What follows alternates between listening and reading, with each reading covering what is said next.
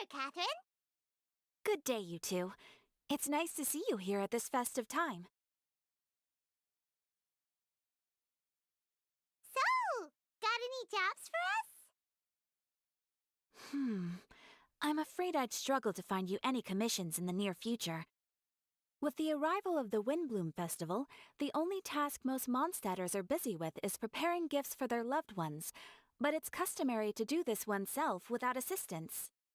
Think of this period as the off-season for the Mondstadt branch of the Adventurers Guild.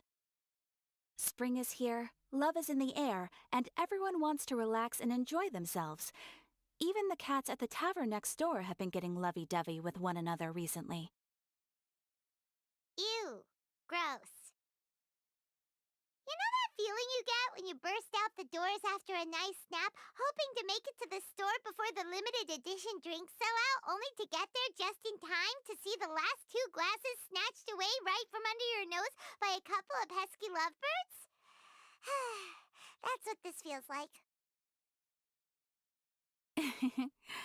Perhaps you two could simply take this chance to... Traveler, Paimon, thank goodness I found you. There's something I need your help with. Whoa! Sucrose?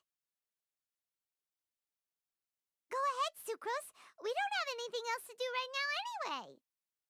Phew. Okay. Here's the situation. I've been appointed as the Windblume Festival's special ambassador by the Knights of Favonius this year. My task is to do good deeds for people during this festival of gratitude and love. Nice one! So how did they decide who to appoint anyway?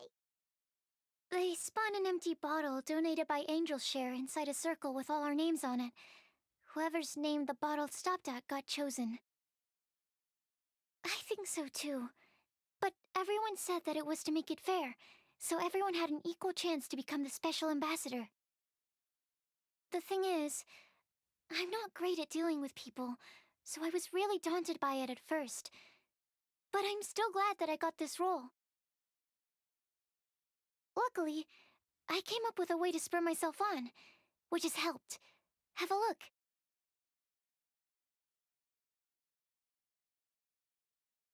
Is that a test tube? Yep, every time I do a good deed for someone, I get them to breathe into a test tube. That way, I can collect everyone's breaths of joy. Sounds fascinating. Are you gonna use them in your research? Yes. I believe these breaths of joy will serve as valuable raw materials for alchemical transmutation. With any luck, I'll be able to produce something truly miraculous. Darn, now Paimon's hungry. Wait, you're doing this on purpose, aren't you? Actually, I meant something even more exciting than that. I can't say for sure until I have more test results to confirm my hypothesis, though. Alchemists mustn't make claims they can't live up to. Anyway, I'm still missing one final breath of joy. Oh, is that all you need help with? That's easy. Just treat Paimon to a sweet madame, then you'll get your last breath of joy. Hey, come on! Paimon's doing her best to help, okay? So, does it need to be more like official or ceremonious or something? No, joy isn't measured in those terms at all. Let me put it this way. Have you ever planted a fruit seed and cared for it while it grows? In the same way that those tender, sweet fruits are the product of your time and effort, the amount of joy derived from an experience is positively correlated to the degree of hardship overcome during it. For example, in my case, I would say that to experience a statistically significant amount of joy, I'd have to do something like spend 6 months developing a medicine formula to a point where it was finally consistently effective. Similarly, in order to collect a significant amount of joy from other people, I have to find ways to do something sufficiently challenging on their behalf. Paimon gets it now. Long story short, you want us to help you find people for you to help. Oh, that's pretty tough given that it's the Windblume Festival and all. Oh, I figured since you're such experienced travelers, you might have some ideas. But if even you don't know how to approach this... Really? You have a plan? Well, if he's in, then Paimon will help too. With the talking, anyway. But, if things don't work out, can Paimon still get that sweet madame? Oh, come on, Traveler. This is a festival of gratitude and love, after all. How could you refuse? Excuse me, Sucrose? Could I borrow you for a second? Package for you.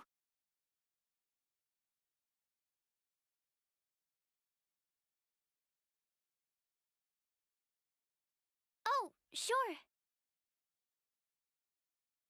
Be right back.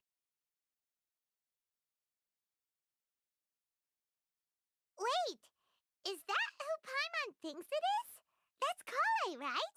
When did she arrive in Mondstadt?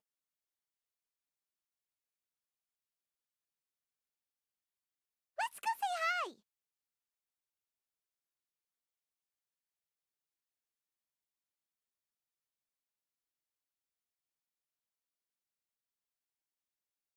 And that's everything. Are they all in satisfactory condition? Yep. Thank you, Marjorie.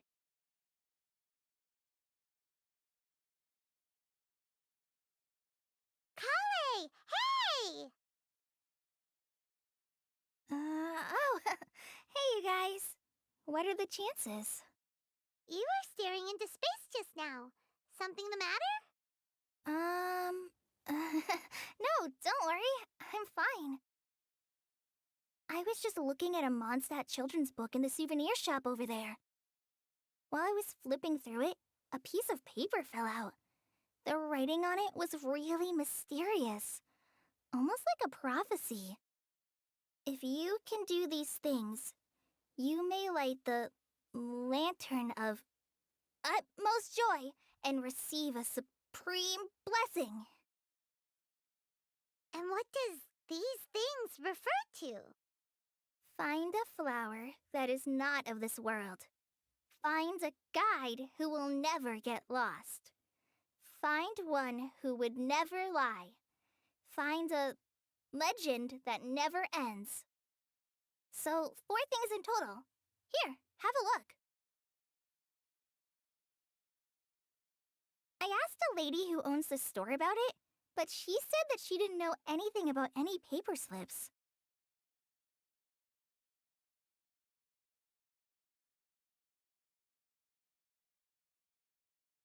Hi there. Sorry to butt in, but what's the name of that storybook you just mentioned? Oh, it was called The Boar Princess. That is strange. I've read that book, and it sounds like that note you found has no relation to the story at all. Do you know her? Let Paimon do the honors. Kale, this is Sucrose, an alchemist with the Knights of Favonius.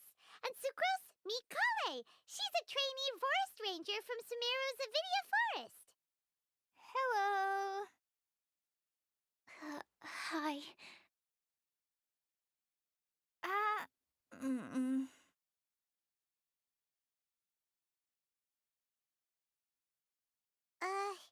This is getting awkward fast. They're both so shy.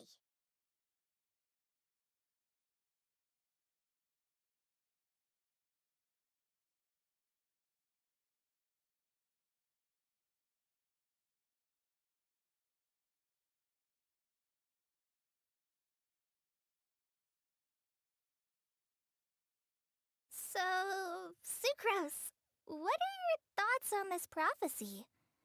Could it be real?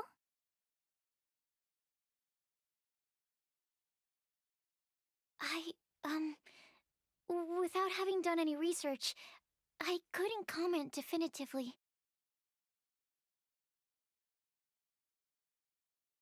Mm. But if you want my subjective opinion, I don't think that it's a nasty prank or anything. The only people who read children's books are those with a childlike wonder and imagination. Or children, of course. I'm sure that whoever put this prophecy there would understand that. Would they really do this just to spread lies and ruin someone's innocence? I can't imagine anyone being so cruel. That's a great take. I love it. Exactly. Who would want to hurt a child's feelings? Okay, so what do you think the blessing is, Sucrose?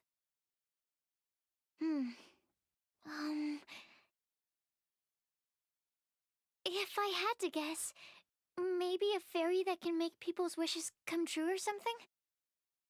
I haven't read many fairy tales, so this is pure speculation, with no other information on hand or prior research to compare against. I'm afraid it might not even be worth considering. Wow! Her guesswork is really good, though. I want to pick her brain some more. But will she find it annoying if I keep asking her questions? We've only just met after all. What's the best thing to say to someone you're meeting for the first time?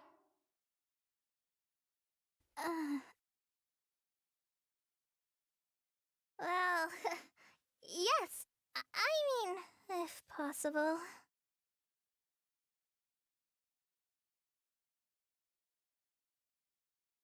Then, what would you wish for, Kale?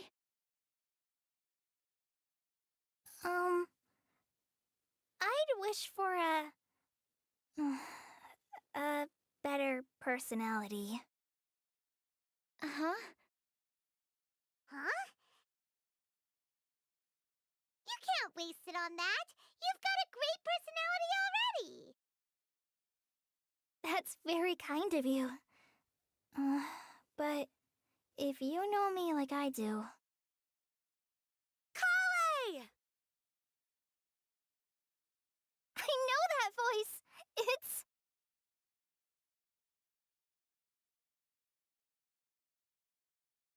Kale! Whew. You made good time, huh? You're way earlier than I expected. I spotted your green hair way off in the distance. Good thing my eyes are sharp, or I'd have missed you. Amber! Have you been doing well? Did you finish all the pita pockets I brought you last time?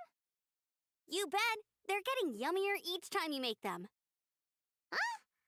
Wait, remind Paimon, have you been to Mondstadt before? Mm-hmm. A long time ago, I had a lot of help from a lot of people here in Mondstadt. So ever since my Elizar got better, I've been looking out for an opportunity to come back to Mondstadt and tell them all the news that I've been cured.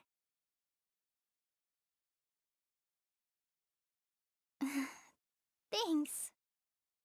If it's okay with everyone, why don't I take Kale for a walk around town? I'd like to show her some of the places she didn't get to see last time. Of course. Fine by me. Sure, go right ahead.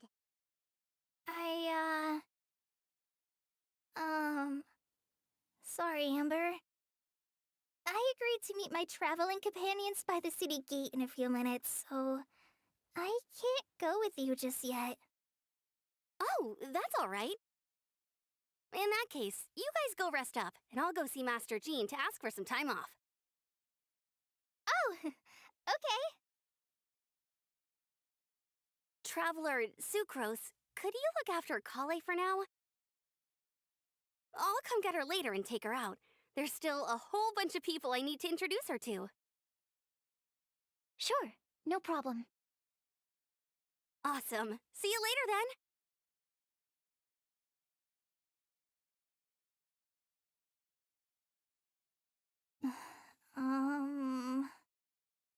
You all right there, Kale? You look kinda disappointed. I'm sorry. I'm just feeling a little shy today. Don't worry about me. Amber wants to introduce me to more of her friends. Am I gonna be able to cope? I've only met Sucrose so far, and I'm already struggling to make conversation. I wish I had a little more self-confidence. Then I'd find it much easier to make friends with people. It's nearly time! Let's go to the gate and see if they've arrived.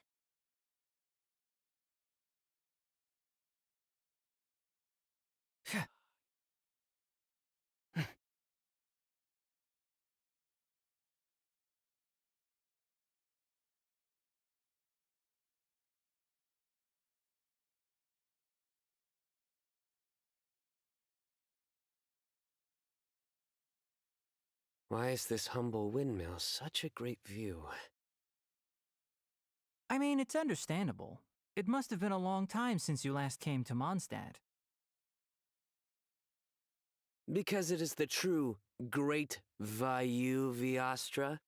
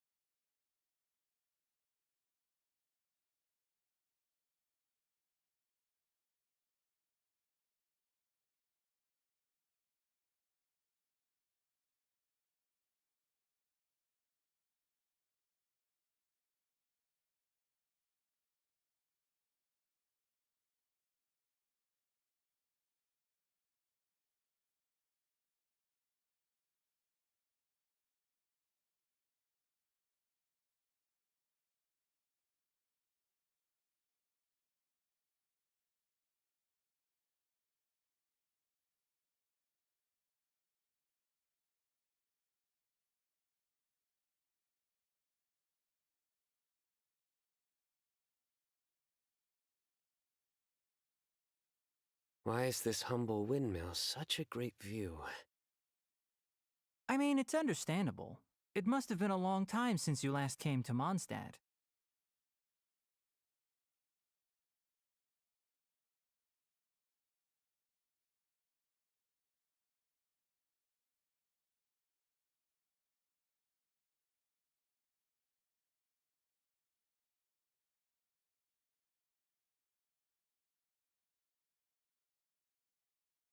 Because it is the true Great Vayu Viastra?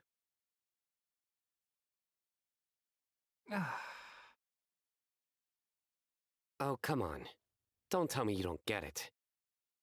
View, Vayu, and also Mahamatra, Vayu Viastra? No? Kainari! Sino! Over here! Whew, am I glad to see you.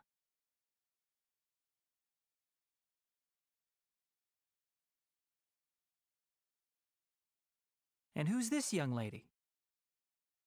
Master, this is Sucrose, an alchemist with the Knights of Favonius. We just met.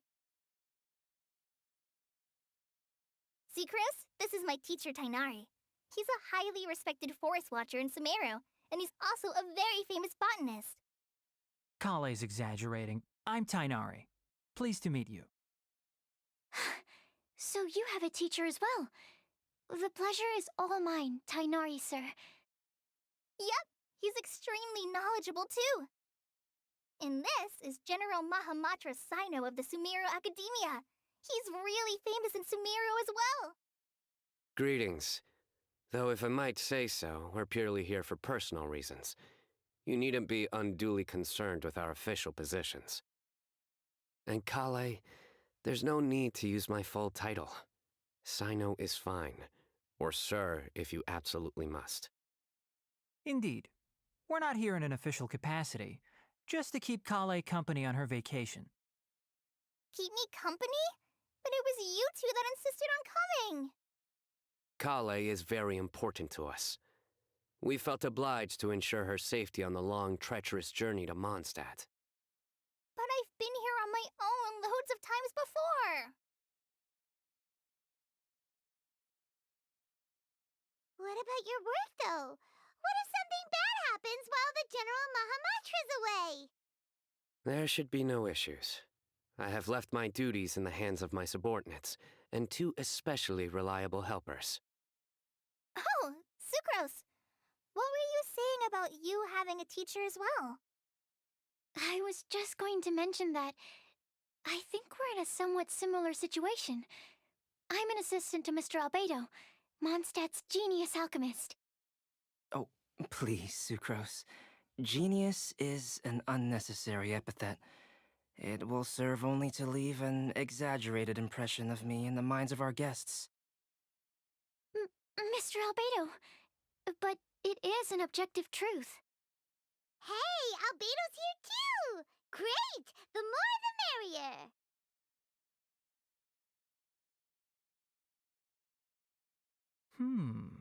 So tell me, Sucrose, since your specialty is bioalchemy, what do you know about the antitoxic properties of the calla lily? Wait!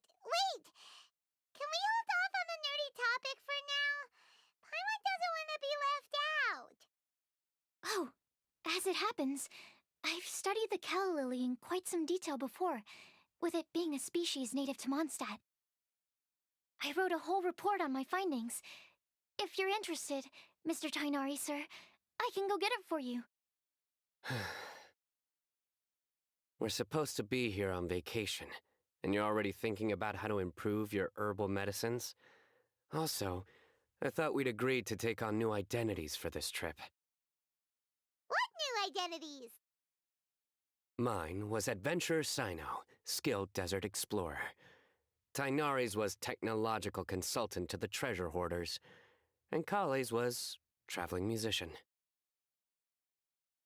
Very much so. I do wish some of the less cautious adventurers in the Avidya forest would consider coming to Mondstadt instead.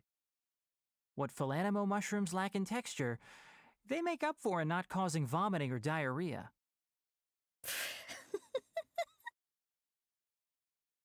Are you contemplating using some compounds from the calla lily as active ingredients in a targeted antidote?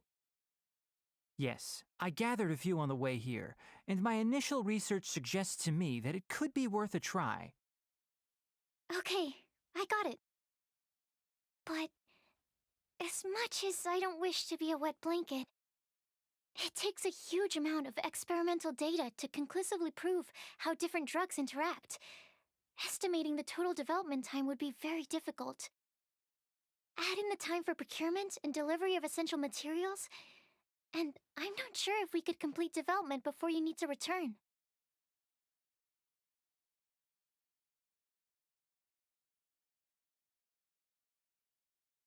Then please, allow me to help. Mr. Albedo. Apologies for my tardy entrance in the present discussion. I understand you're looking to make an antidote for poisonous fungi, correct? If you happen to have some samples with you, or relevant documentation on hand, perhaps you might give me the chance to review them later. But before that, I invite the three of you to look at this.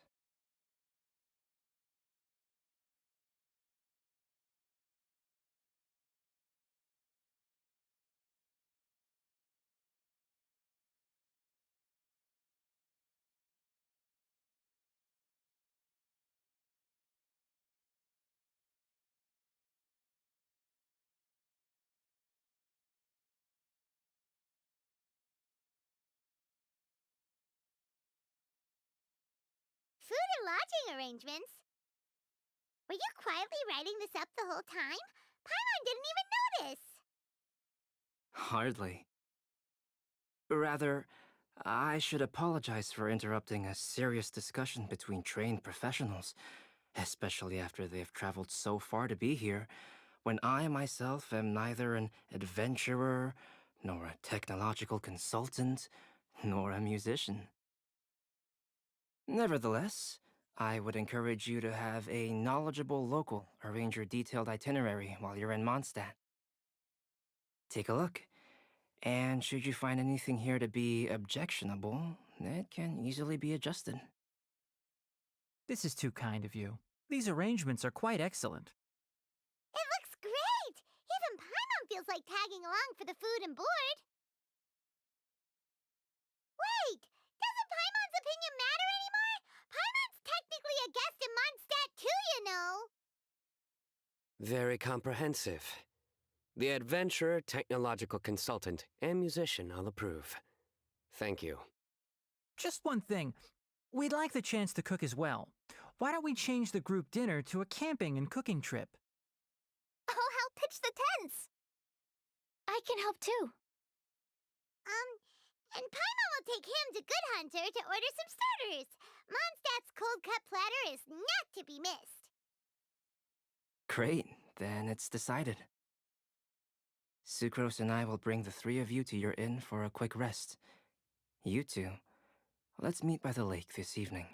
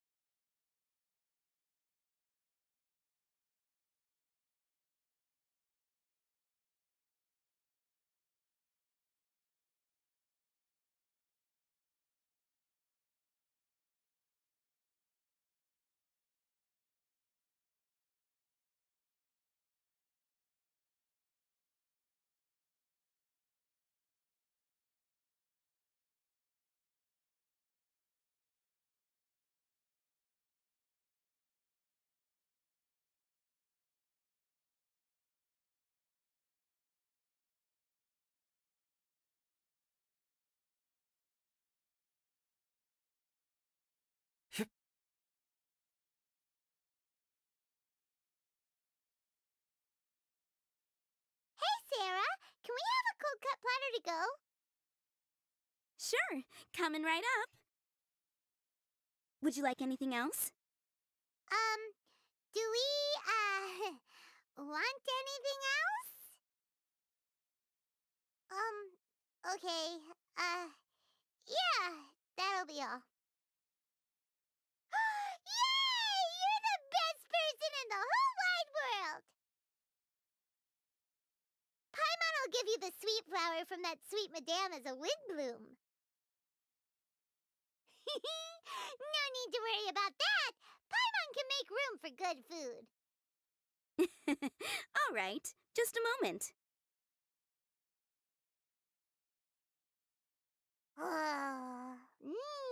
That was great. If that was a Windblume treat, then Paimon wishes it could be the Windblume Festival every day.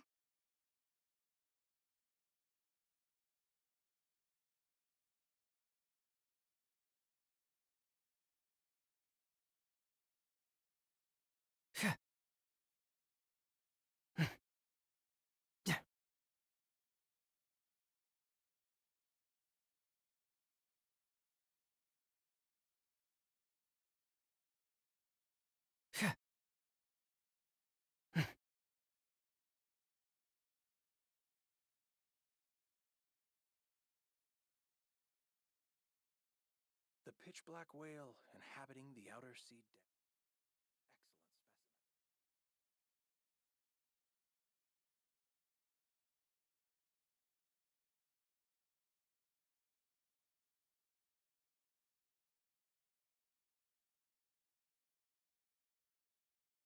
All right, looks like we're all here.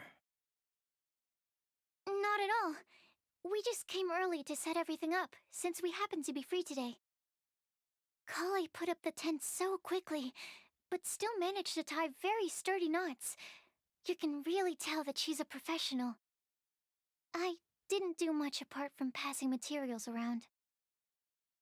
Thanks. It's all thanks to Master and Sino.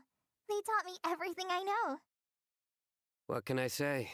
For a skilled adventurer, this is just another day on the job. Are you quite finished? Or were you going to sing each other's praises till the moon rises? Come on, let's all sit down.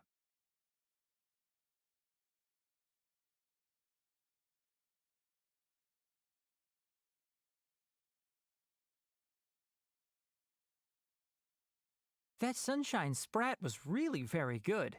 I didn't watch you cook it, but I believe that the prominent umami flavor of the dish owes itself to more than the fish alone. That's correct. Any further deductions? Let me think. The aroma was quite uniform. Unlike that of a spice blend, it was also unfamiliar to me. So I would venture that it was a Mondstadt specialty. As far as edible Mondstadt plant species are concerned, calla lilies are usually used in soups. So if I had to guess... small lampgrass? That's right. I've long heard that Sumeru's fish with cream sauce is noted for its gentle texture, which brings out the tenderness of the fish. Here in Mondstadt, we're not quite as varied in the use of spices as in Sumeru, but the principle of bringing certain distinct flavors to the forefront through combinations of natural ingredients is very much the same. I liked it a lot. I'm curious as to the exact ratio of ingredients. I'll write a copy of the recipe for you. Would anyone like to try the nutrient-dense meal I made? I'll have some. What about you, Kale? It doesn't look like you've eaten very much. Is your appetite low at the moment? No. I just don't eat a lot normally.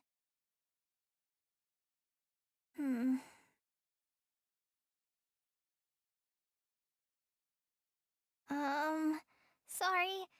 I didn't mean to make things awkward. Tainari, while we were on the road, we spotted something white, walking on two legs. Was that Paimon? Which day was this? Just after passing through Stonegate. Sino, are you sure your eyes were working that day? Or maybe your hood was blocking your vision? Paimon always flies. There's no way she'd ever walk. Is that right? I thought that you'd made me snacked on too many local ground nuts.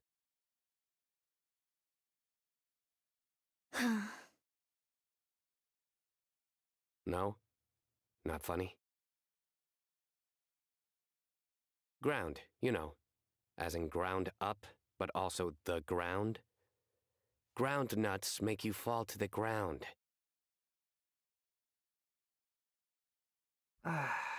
Think of this as part of the process of getting to know Sino.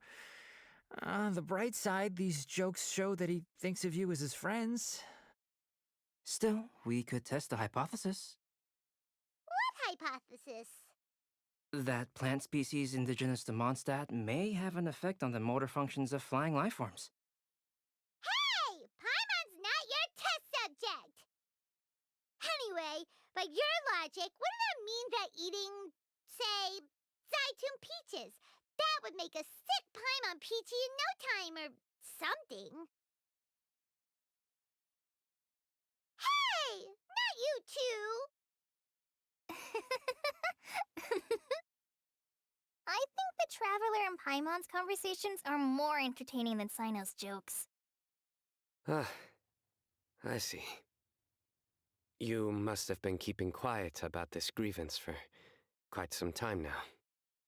You seem much cheerier now that you're here at Mondstadt, Sino. Actually, it feels like you're a completely different person. That's because I'm Sino the Adventurer.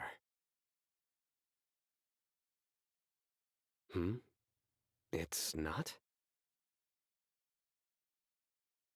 In fairness, you only saw him in his work mode while you were in Sumeru. He's actually like this most of the time when he's in a good mood. Yep, it's true.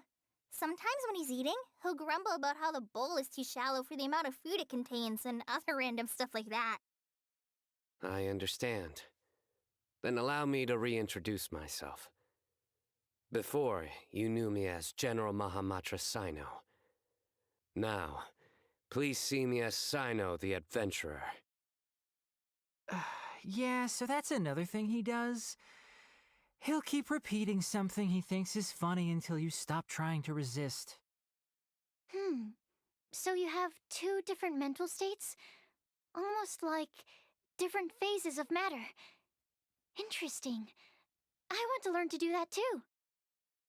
I think in your case, the two states we would end up with would be highly conscientious sucrose and stupefied sucrose. Oh, by the way, was there any reason in particular that you chose Mondstadt as your destination on this occasion? Oh, well, Lisa once told me that the Windblume Festival is one of Mondstadt's biggest events of the year. I wanted to take this opportunity to give everyone a Windblume as a token of my heartfelt gratitude for everything they've done to look after me. Plus, it was a good chance for Kale to get out and meet some new people. Kale Lily.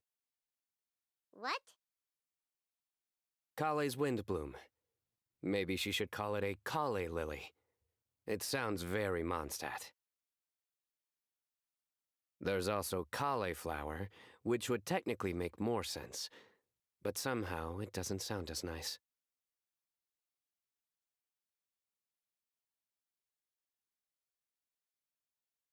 Moving swiftly on. Wow,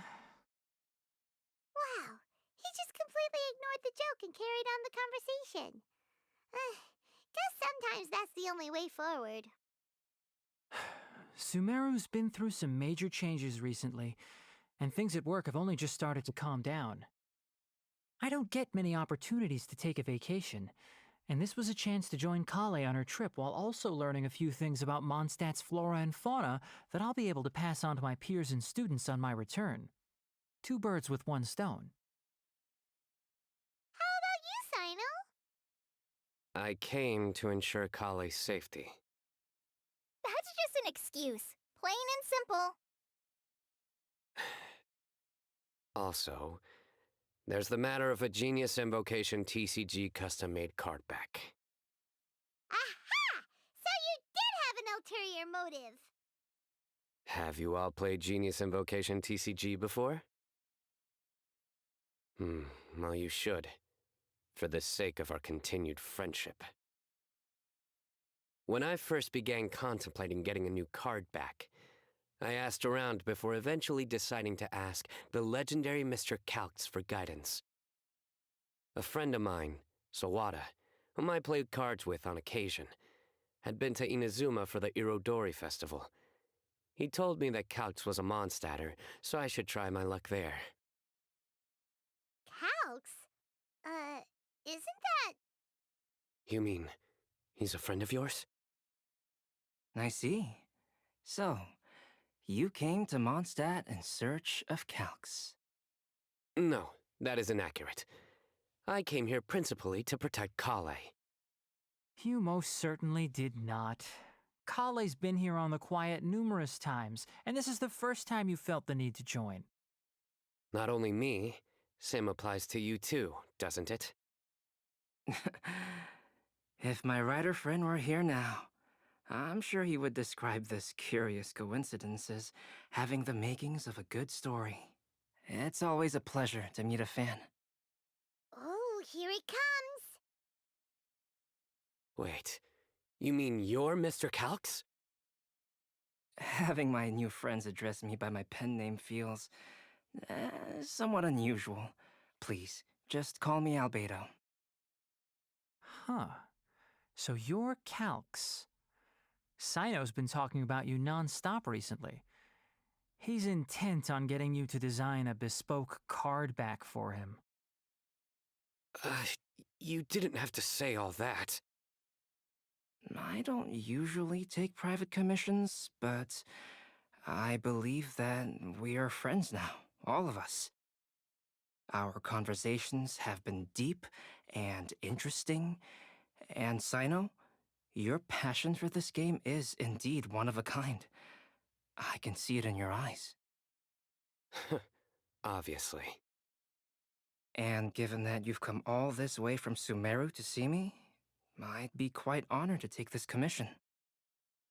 Wow, your teacher's so nice. I feel the same about yours. Well, they definitely have different personalities, but they're similar when it comes to their character.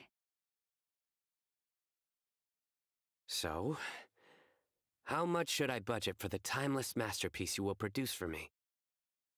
Surely, timeless masterpiece is something of an overstatement.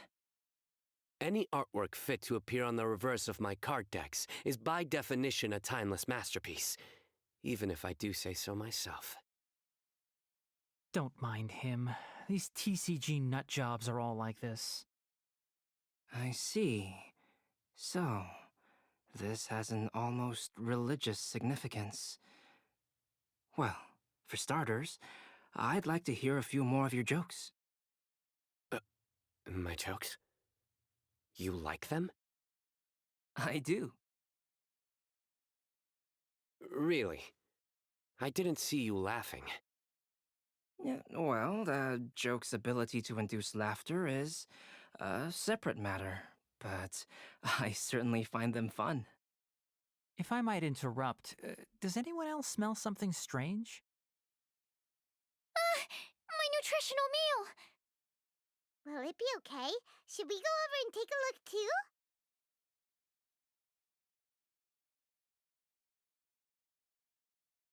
I'd be grateful if you could check on Sucrose. As for our new friends here, leave them to me.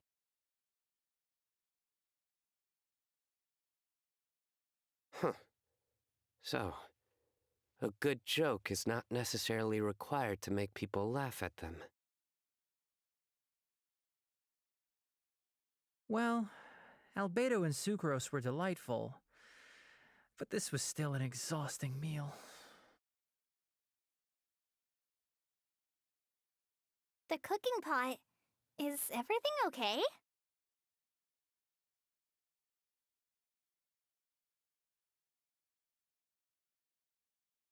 The cooking pot.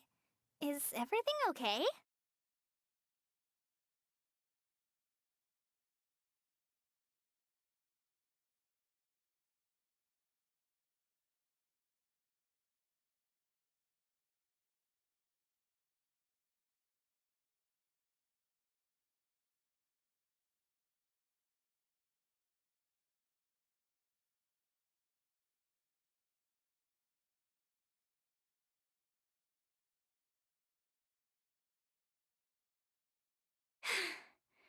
Only the base is burned. We can still use the cooking pot. It just needs a bit of a wash. Good thing Tainari's nose is so sharp. Has he been in this kind of situation a lot before? I know, it's just... I'm sorry to disappoint Sino. I guess we'll have to do this again another day. Oh, yes. I'm not sure if you've noticed. Kali seems a little... depressed. I noticed she was in a low mood when everyone was talking.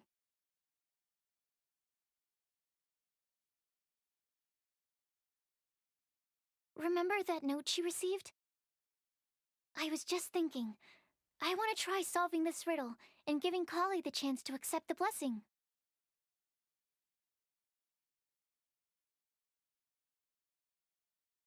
Oh, yeah! She's the one who needs your help. Exactly. Maybe she'll be willing to breathe into my test tube. But anyway, that can wait. As much as I'd like to make progress in my research, I'd prefer to see her smile. All right, we'll help out too. You will? Then tell me, honestly, do you think that this prophecy is for real too? Uh-huh. Right! Alright, let's meet at the alchemy crafting bench in the city. I've got some thinking to do in the meantime. We're back. Oh, what a shame. You just missed a joke about windmills. Stop, please.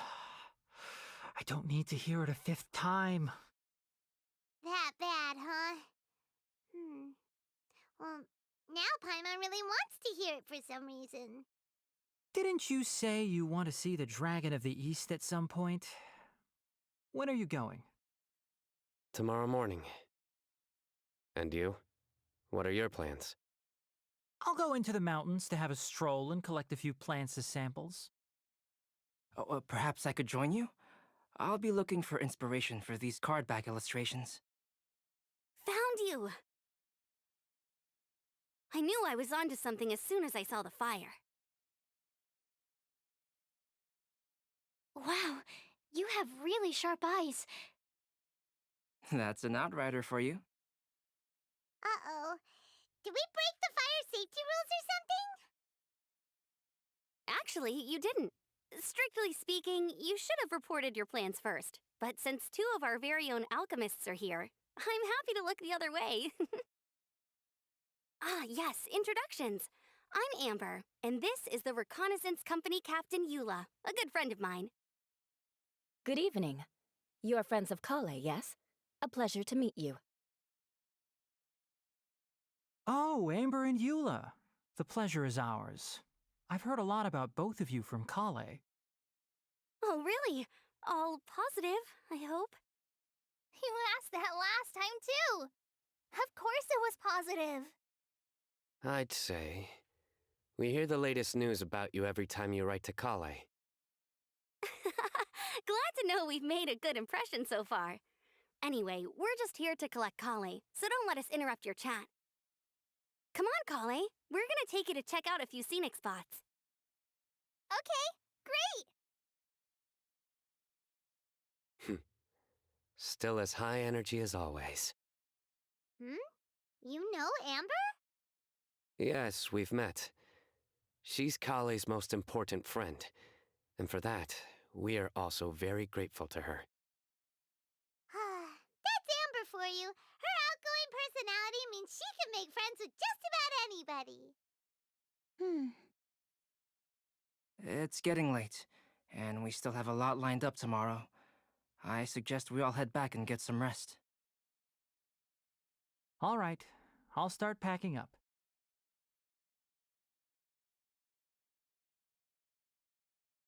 You're gonna get the tone-deaf bard to check out that note, aren't you? Guess Paimon knows you pretty well, huh? Knowing him, he should be hitting the taverns around this time.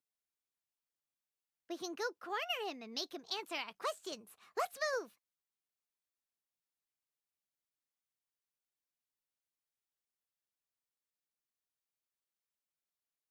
The pitch black whale.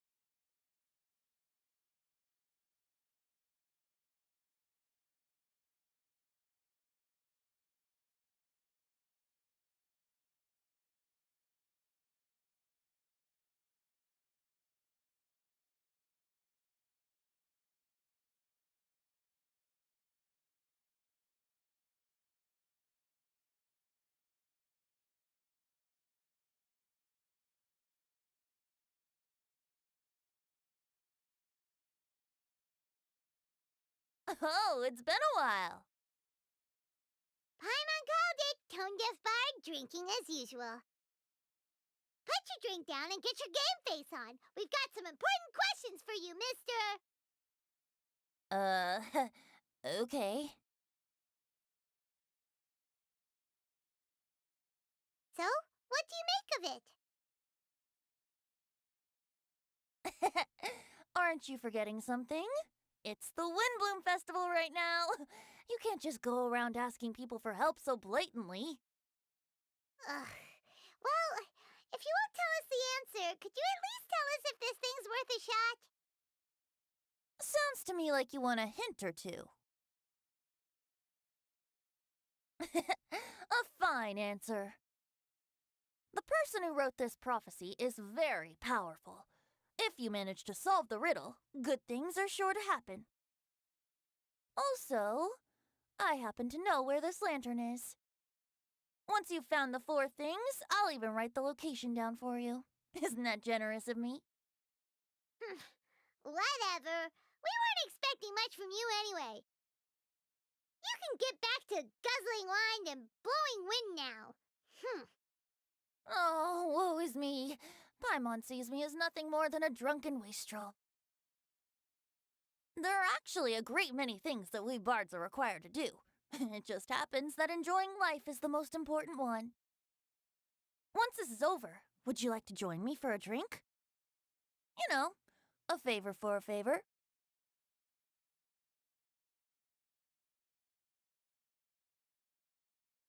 Or, given the way that you're staring at me, perhaps you'd like to get me that drink now? I, of course, would be most amenable to that. But I believe you have friends waiting for you. Don't worry, there'll be plenty of time during the festival.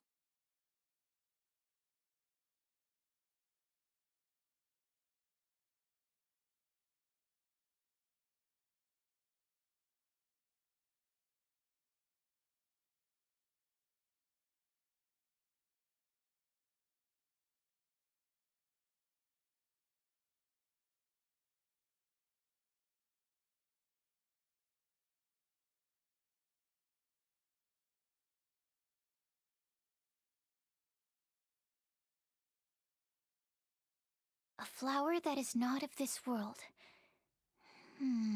Not of this world. Sucrose! We've got some good news and some bad news. Which would you like to hear first? Let's have the bad news first, I guess. Huh? Really? Don't most people usually want to hear the good stuff first? Oh, all right then. Basically, we went to Windrise to divine the breeze. The wind said that the prophecy is real and that your idea is a really good one. That doesn't sound like bad news. So what's the real bad news then? Paimon ate the bad news!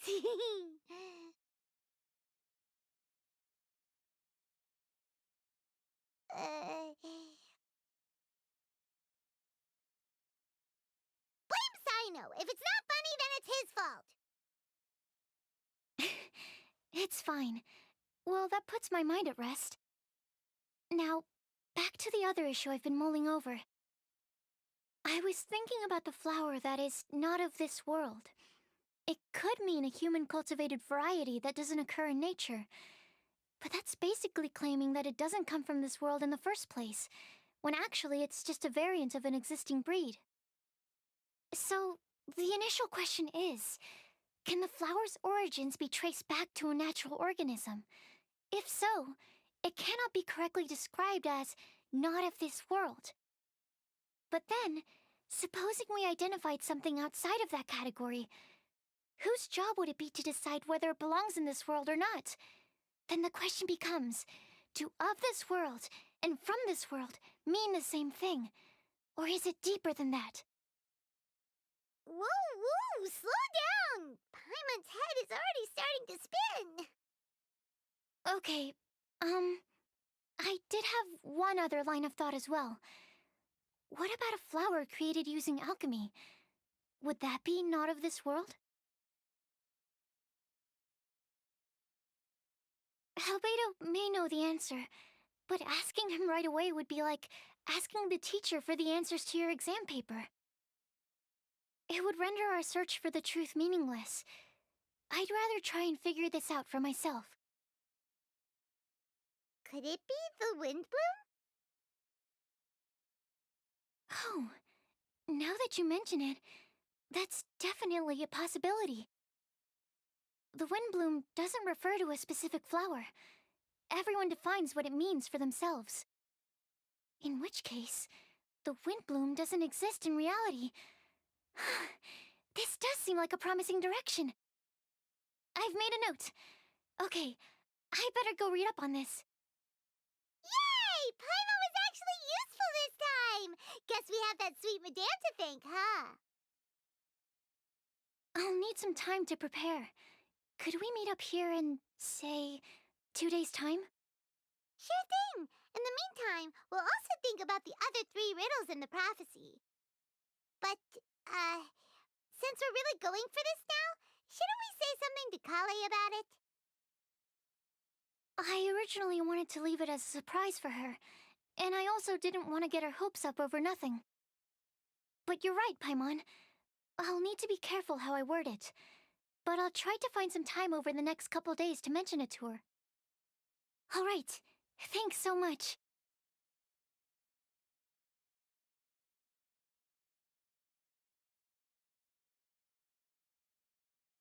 Ancient alchemy.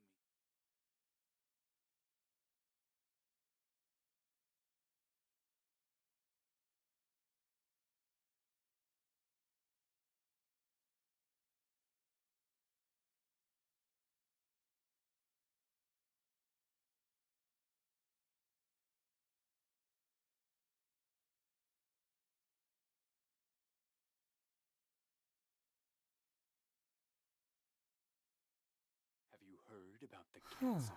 The chasm? My intuition.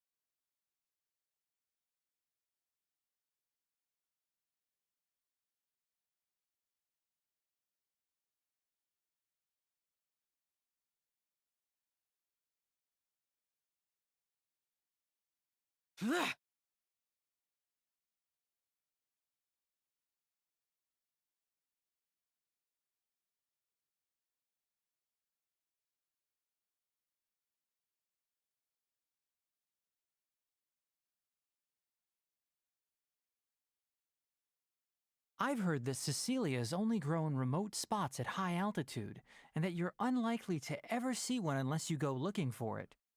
Though they can be preserved for a long time as specimens, I can't take back the beauty they possess in the wild. It's a shame. Shall I ask Sucrose to develop a Cecilia variant with improved soil adaptability for you? I should warn you, though, it may very well end up with a name like Tetratanic Ananimo Cecilia, or perhaps Epsilon Series Cecilia Variation 601 Sumeru Growth Type. Is this you attempting to tell a joke? Unfortunately not. I'm being completely serious. In that case, I look forward to, well, whichever of those two it ends up being. Back to our previous topic. If you wish to use antitoxic compounds from calla lilies in an antidote, then I have a few suggestions.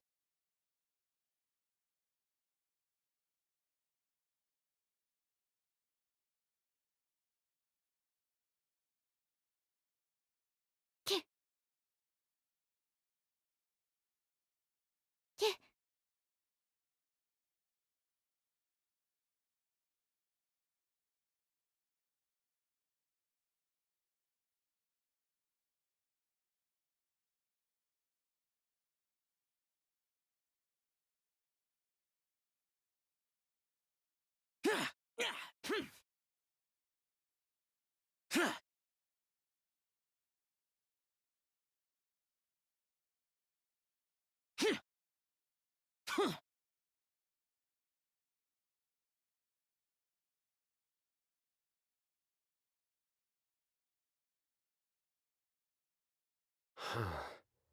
So this is Storm Terror's lair.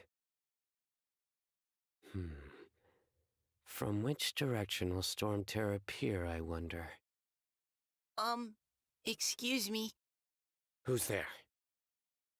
Oh, sorry, I didn't mean to disturb you. I apologize as well. I acted on force of habit. You must be a local, yes? My name is Sino, and I'm here sightseeing in Mondstadt. In truth, it is I who am disturbing you. Might I ask if you're looking for something here? I'm waiting for Storm Terror to arrive. You even set up a camera. Yes. I hope to capture a good picture as reference material for an artist I know. Oh, in that case, let me help keep watch too. From what I've heard, Storm Terror's movements have some regular schedule. Roughly how often does it appear? Hold on. I'll have to check against our data first. Let me consult my notes. Mm,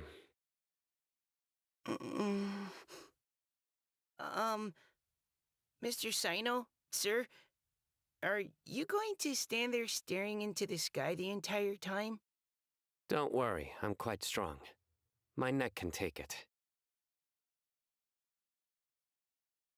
No, I mean, you should sit down. I brought a blanket. Here, you can borrow it. I'll be alright. Oh, okay. Well, huh. Weird.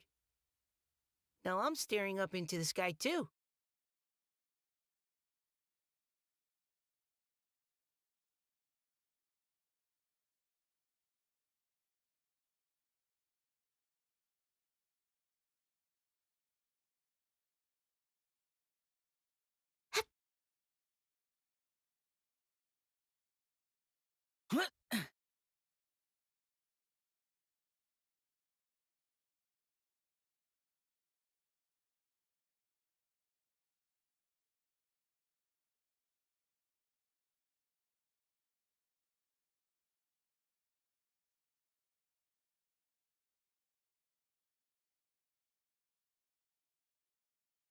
Here!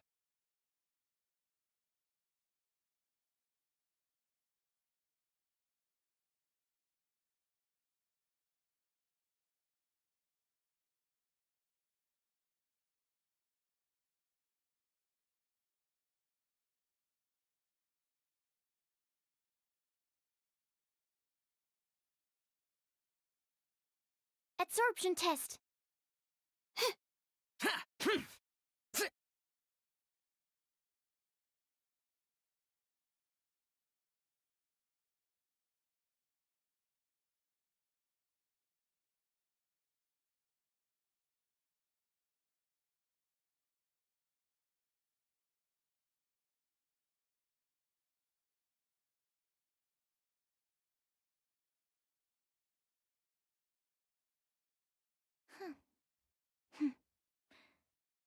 Whoa!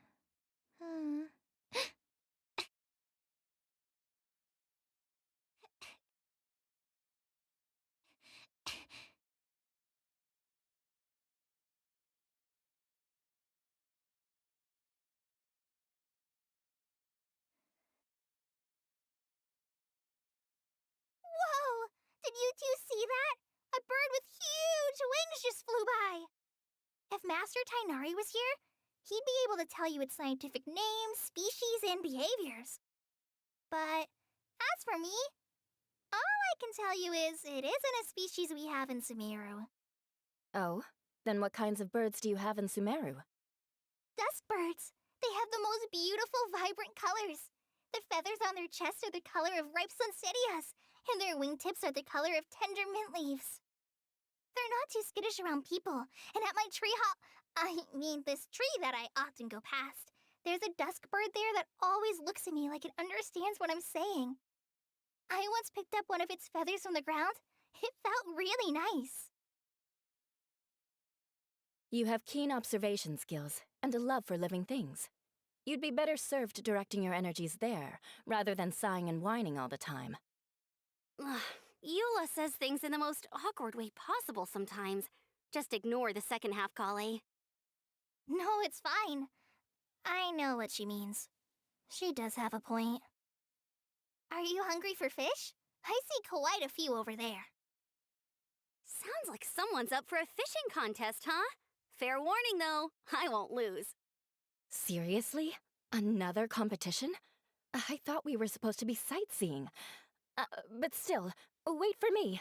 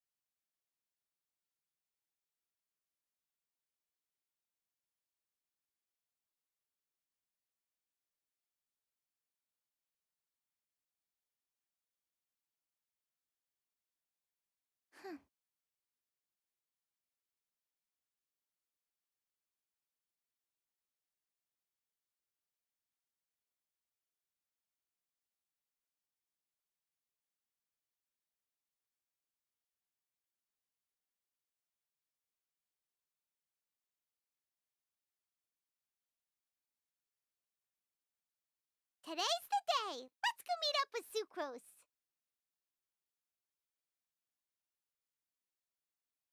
And a radish Have you veggie heard about the soup. chasm? Ancient alchemy truly is fascinating. Sucrose, we're here! Oh, Traveler, Paimon. I only just arrived myself, so I'm still getting ready. And Kale just passed by a moment ago. She said she had some things to sort out at the inn where she's staying, but she'll meet up with us when she's done. Apparently, Tainari and Sino both went out, but she stayed behind because she wanted to help us.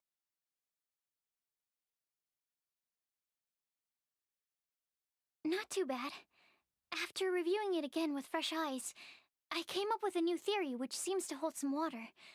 I'll attempt to explain it as simply as I can. I believe that each of the 4 things in the prophecy refers to a different field of knowledge. So, in a way, the prophecy is a test of the reader's intelligence. But it's unlikely for any one person to have expertise in all these different areas. So I suggest that we seek out one expert from each and get their opinion. Also, in 2 out of the 4 areas, the prophecy seems to want us to find specific people. It may even turn out that the people themselves are the answers.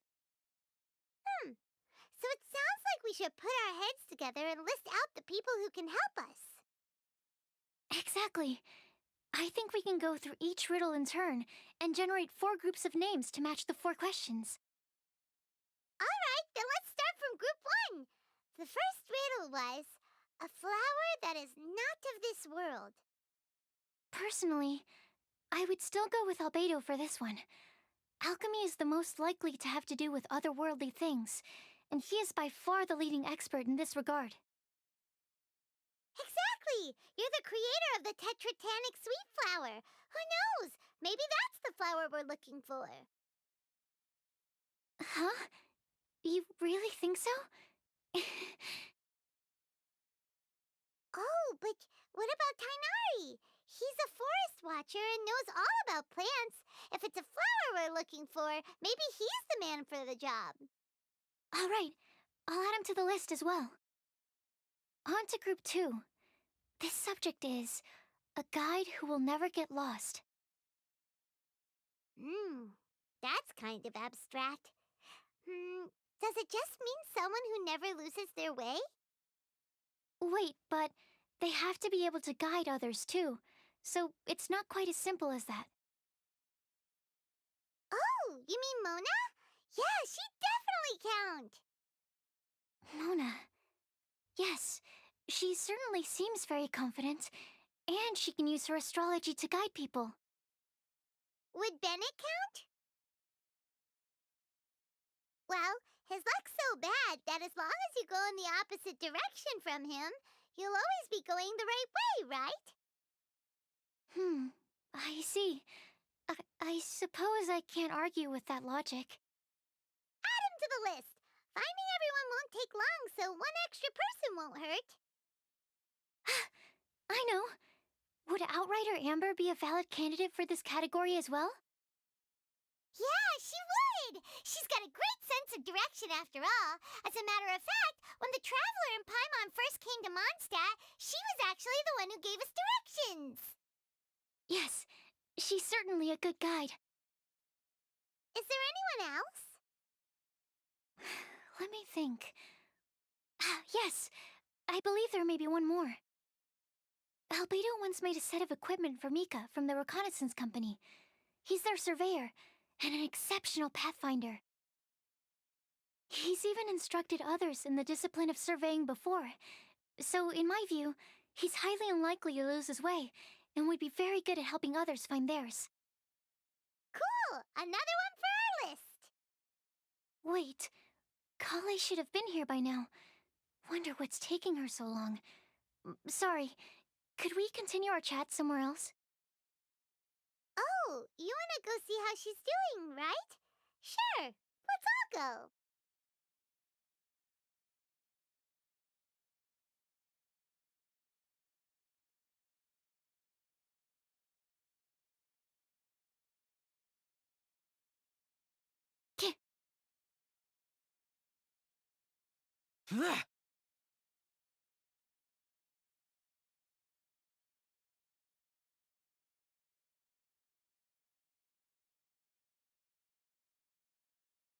Hi, Kale. Hope we're not intruding or anything. Is everything okay? Sucrose! I was preparing some stuff. Is it time already? Oh no, I'm sorry.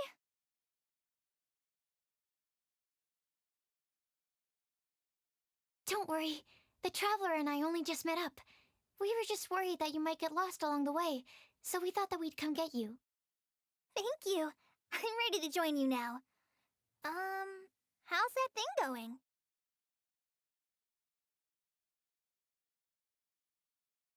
So let's pick up where we left off. Next up is the third line. One who would never lie. Anyone spring to mind? You really think so? Seems like it would be pretty difficult for someone in his position to avoid having to lie.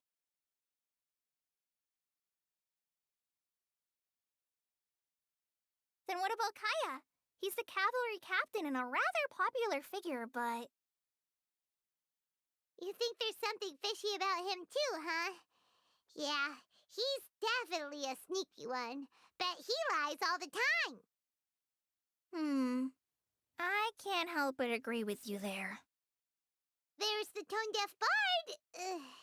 But on second thought, he wouldn't qualify either. He talks way too much nonsense. Is there anyone else for missing? Acting Grandmaster Jean? She has a good name in that regard. But from what I know, she sometimes covers up the truth out of concern for those around her. For example, when Lisa loses track of time in the library and misses her patrol shift, Jean will come up with some excuse, like Lisa's ill today. Also, she sometimes makes up stories to get Klee to behave, like the one about the big monster that comes to catch naughty kids who don't go to bed on time. Do you think that rules her out? White lies are still lies, but do we really have to reject her because of some harmless fibs? It's not like she had evil intentions. No, we're the ones being strict. Rosaria doesn't strike me as the type of person to lie. Oh, Kale, you probably haven't met her yet, have you? She's a sister from the church who looks, a little scary and not very sociable. She stopped by the alchemy bench once, a long time ago, and asked me about Albedo. I thought maybe she was trying to find him, for work or something, but when I asked, she just said that she was curious about him because he was so intelligent, and wanted to talk to his assistant to find out what he was like.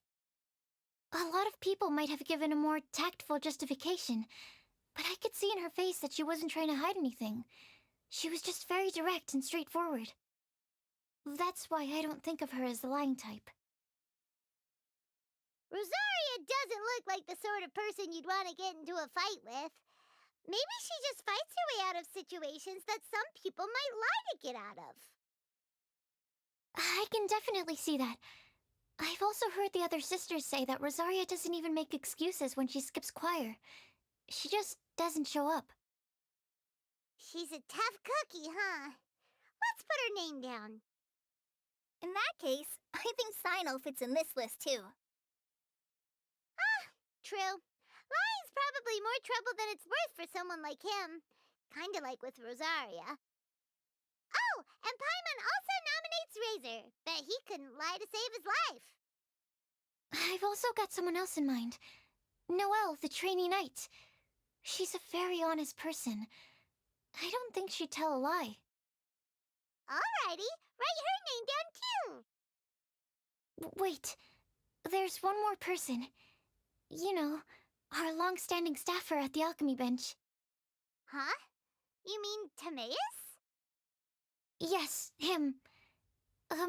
Truth be told, he's been love-struck recently. He swore that he wouldn't say a dishonest word or slack off until he succeeds in getting the woman he loves. Timaeus has a crush? Yes, that's right. Well, who is it? Do you know her? I've never met her. All I know is that she's from Liyue. Timaeus says that she's fun, has a great personality, and is very, very good looking. Since we're on the topic, helping Timaeus win the lady of his dreams was also one of my goals for this Windblume festival. But how can we help with that? I don't know. Make sure he uses nice paper and a fancy envelope when he sends letters to her. Help him pick a nice gift and wrap it properly. That sort of thing. Yeah! I had the same situation once in the Avidia Forest. I helped another forest ranger out by delivering a love letter to the coworker she likes. Yep, that sort of thing exactly. Oh, also, I helped him with some of the groundwork for one of his research projects. He must have appreciated it, because he gave me a refrigeration device that he's been developing as a thank you gift. Is it any good? I mean, it looks nice. Sounds like a no. Alright, guess we'll put Loverboy down on the list then. Okay, so last of all, we have a legend that never ends. Anyone come to mind for this particular line? Lisa, perhaps? A librarian understands books best, and aren't most legends written down somewhere? When I think about legends, fairy tales and picture books come to mind. Maybe Kale. She read a lot of fairy tales when Tainari was teaching her to read. Oh, do I count? Of course you do. I'll put you on the list. I prefer to read things like an illustrated analysis of alchemical substances and their uses, the fascinating principles of crafting, and hypotheses of life. Point taken. Paimon didn't quite understand any of those. Klee might be a good choice. Her mother, Alice, is a renowned traveling author, so I'll bet she's been exposed to all sorts of myths and legends. Alright then, Klee makes the short list. Well, that should just about do it. Next up, we should go and ask the people on the list about the prophecy. Do we have to ask absolutely everyone on the list? It seems like a lot of people. It is. So, I was thinking that perhaps we should split up. That might make our search more effective. Okie dokie. Also, I've thought of a method of gathering feedback.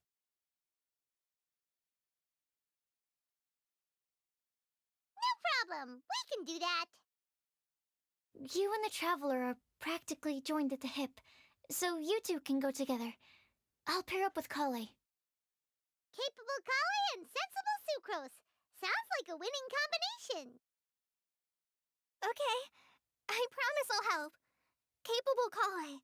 Yeah, I got this. Rest assured that the unbeatable Traveler and Paimon will do our part too. Off we go!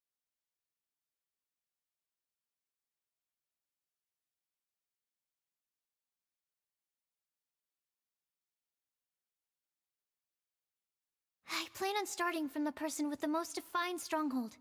So let's go to the library. Lisa should be there. Stronghold. That's an, interesting word to use. Maybe den? No, that's even worse. How about layer?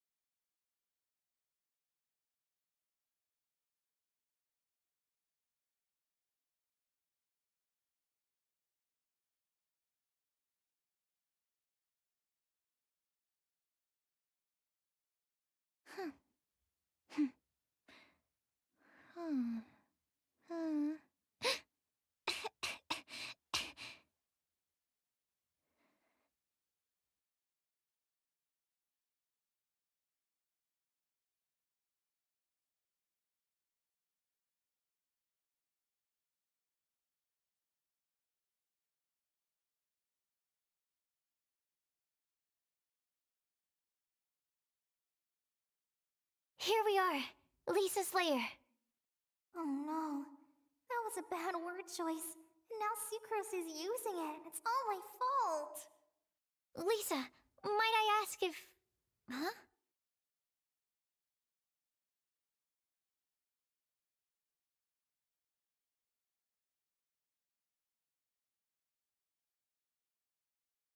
Sucrose.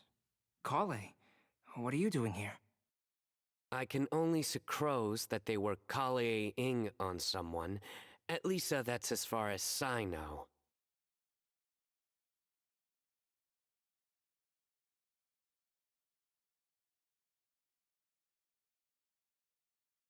Oh, please, just stop it with these puns. I beg you. Are you trying to win worldwide fame for unfunny jokes? Is Lisa not here at the moment? Surprising, isn't it? She went out. I'm afraid it's just us here looking for information. Except me. I'm not here for information. Like you, I came here for an abortive search for the librarian, who is also my academia senior. Oh, so you studied in the same darshan as Lisa? That's right. Her mentor in Sumeru was also my benefactor. We were both Spontamod students. Wow, that's cool. But wait, we're getting sidetracked. We came here to look for some information. Kale and I are investigating a prophecy, and we were hoping you all might be able to help. Oh? What sort of prophecy?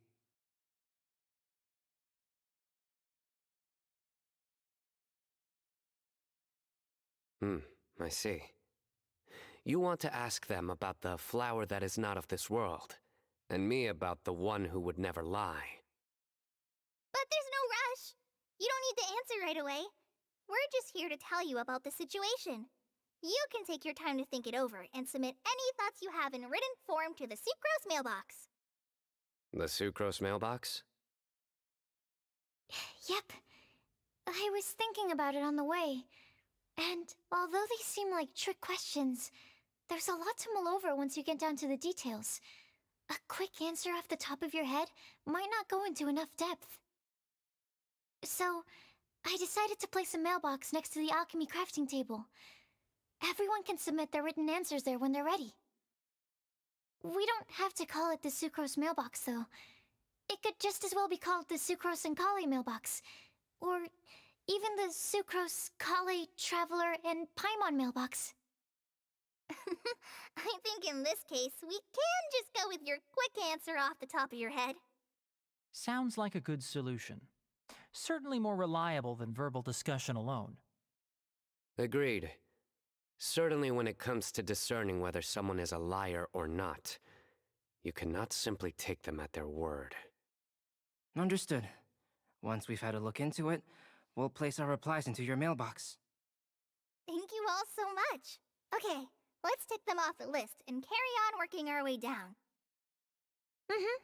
Already done.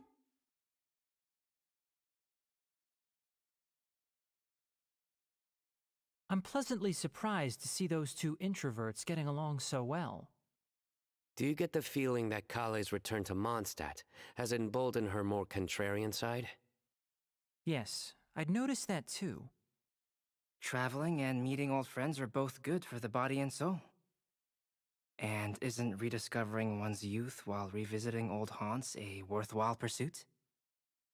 When I first met Kale, she'd never known happiness or youth. But things are different now. Her Elazar being cured was a huge milestone in her life. Kale is a very sensitive and introverted child. I'm sure you must have noticed that too, Albedo. From the time she's been in my care, I've observed that she's actually a very lively character by nature. But she had a very rough start in life, and it changed her. So, might I assume that your respective claims of looking for plants and artists in Mondstadt were just pretexts? I wouldn't say that. Both Kale and Genius Invocation TCG are very important to me. Would it really kill you to just say yes in this situation? Fine. Yes, we came out of concern for Kale.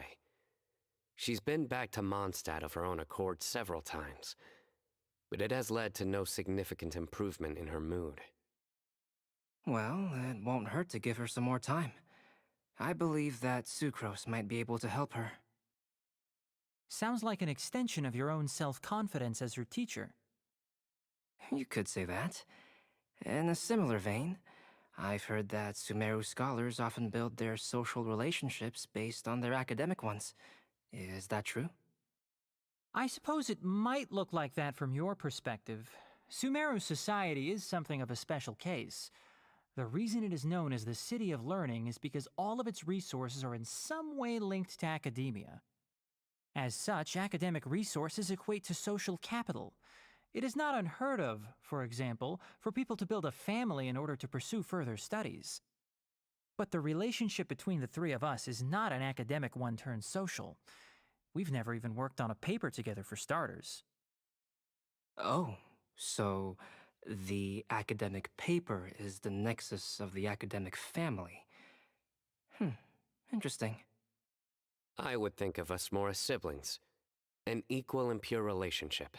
unaffected by academic considerations. As much as I'd prefer not to admit it, that statement is not inaccurate.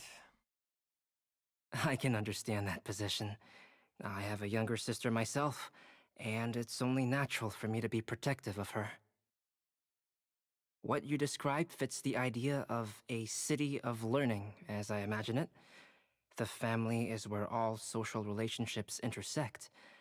As such, a family founded on common goals may actually be more stable. By the way, who's the eldest between you? Let's not go down this rabbit hole, please. In terms of age, I'm the eldest, of course. He just doesn't want to admit it. But your mental age is younger than that. I dare say even by enough to be the youngest sibling. Perhaps I could bring Kale into this happy family to be your elder sister. No. You will never see me admit to being the youngest sibling. Except perhaps as a last-ditch effort to turn the tables in a game of cards.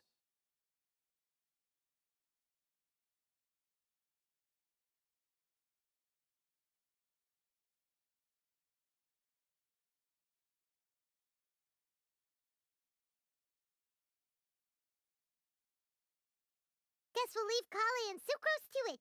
Fingers crossed all goes well for them. Now then, where should we go first?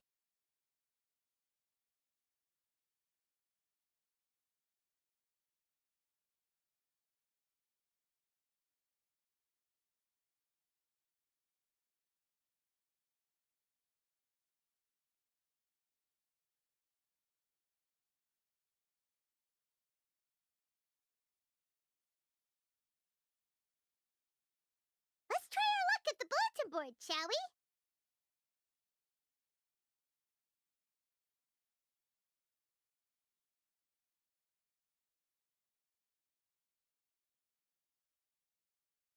A lot of people tend to show up there at some point in the day.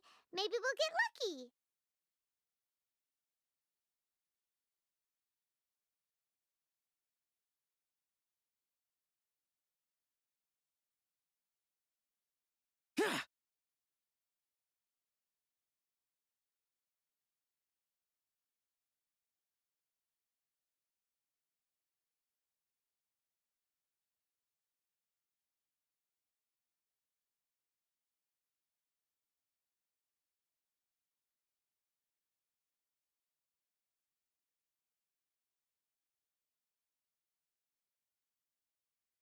Please be quiet within the premises. Huh!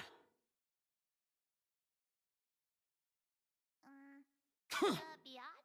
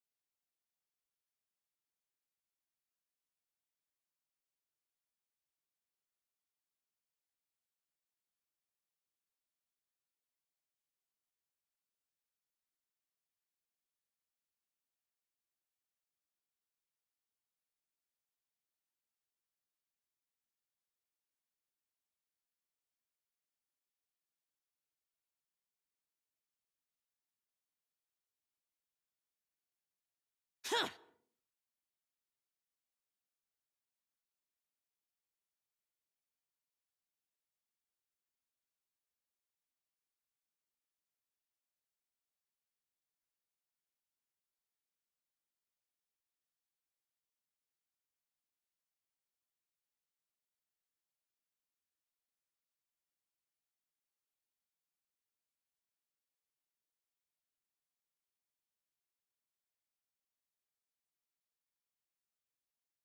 boring.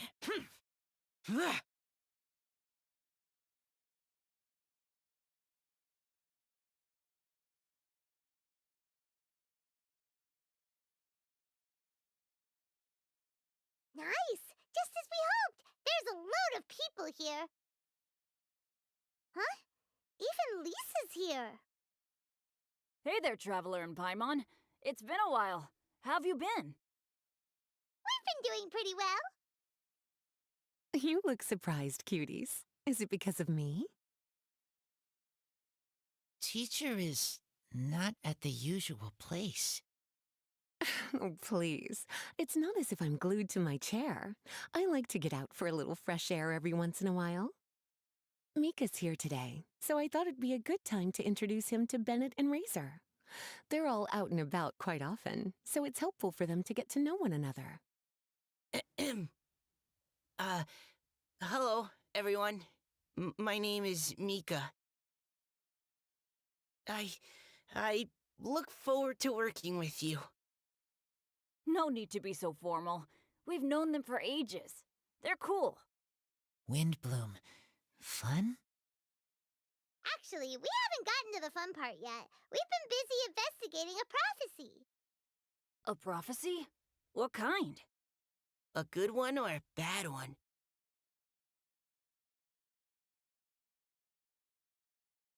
Gosh, that all sounds quite fascinating. I can't believe I made it onto your list of names. You really think I'll be able to help? Believe in yourself. Right. Believe in yourself. You're a first-rate adventurer, Bennett. Okay, then in that case, I'll step up and present my thoughts on the matter. Except I forgot I'm not really good at organizing my thoughts. Oops. Oh, there's no need to tell us all of your thoughts right here and now. Sucrose said she'll put a mailbox next to the crafting bench, so you can just write down your thoughts when they come to you, and drop them there. A meticulous and efficient plan. Yep, that sounds like Sucrose. I will think also. Give me some time. You still have other people on your list that you need to go see, right? We should leave you to it. Don't worry about us. We'll drop off our letters at the mailbox as soon as we're done. Okay, bye for now. Let's head over to Star Snatch Cliff next. Maybe we'll be able to find some people there. And even if we don't find any familiar faces, you can see really far from up at the top. Maybe we can find people that way. Aw, you're working so hard.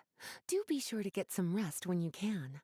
If you get tired, you know you're always welcome to visit me for a break and a cup of tea.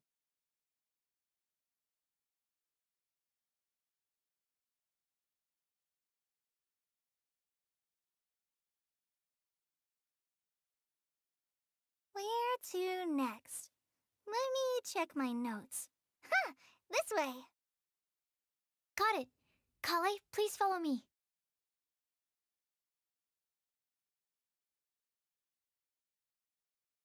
Yeah.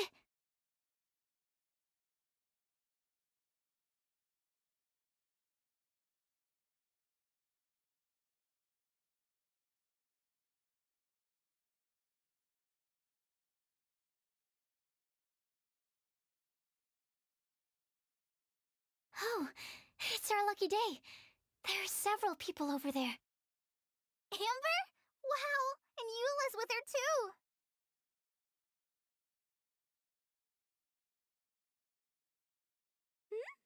Oh, it's Sucrose! And Klee also spies... the girl with the long scarf! Kale, we were just talking about you. Ah, right, I don't think you've been introduced to Noelle before. Kale, this is Noelle, maid of the Knights of Favonius. Nice to meet you, Kale. I missed you the last few times you were in Mondstadt, so I'm glad to finally meet you in person. Oh, nice to meet you too, Noelle. My name is Kale. But you already knew that. Relax, you two. There's no need to be so courteous. We're not on some kind of diplomatic mission here. Klee, what are you doing here? Are you planning to blast some fish? Nope. Klee's on patrol with the other knights. Huh. Now that you mention it, it looks like everyone here is a Knight of Favonius except for Kale and me. I'd heard that there was a very young knight in the ranks, but it's still a surprise to see with my own eyes. Kale, what do you do? I'm a trainee forest ranger in the Avidia Forest. Trainee? It means I'm not officially a fully qualified forest watcher yet. I'm still learning. Oh, you're just like me. I'm still working towards becoming a fully qualified knight. Technically, though the distinction is hardly relevant right now. This isn't a very formal patrol. We're just chatting. Don't panic, Kale. Just pick a topic and join the conversation. Don't panic. Whatever you do, don't panic. It's just Amber and her friends. There's no need to be nervous. Let me guess. Were you chatting about the new guests in town? Yep. A few folks from Sumeru have come to visit, so we're brainstorming a few nice surprises for them. Amber! Sorry, At least I didn't say anything about what the surprises are. Oh no. How am I supposed to join this conversation now? What do I say to that? Speaking of nice surprises, we've actually had a fairly big one recently. What kind of surprise? Tell me! I'm saved. Secros is giving me a lead-in. Now, I just need to follow on from what she's already started talking about.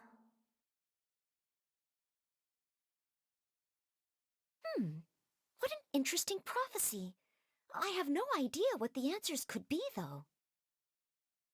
So essentially, you're gathering information to help you solve the riddles, correct? I'll do my best to help. Thank you so much, Eula. Anytime. There's no need to answer right away. We'll put a mailbox next to the crafting bench for people to drop us a note once they've thought of something. I'll drop something in there for sure. Nice idea. I think we can all commit to writing a note. We'll see what we can come up with. Yep, don't worry. You can count on us. But we do have to finish our patrol first. What route are you taking today? We started in the Stormbearer Mountains and will end at the city gates. You'd be very welcome to join us, but it sounds like you're pretty busy with all this. No. There's always next time. We'll join up with you after we're done working through this prophecy. Oh, yeah, so, we'll be on our way for now. See you later. Have a safe trip back.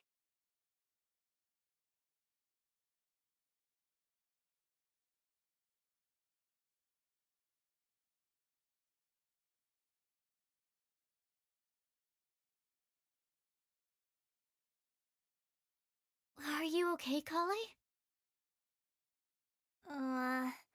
Was it that obvious?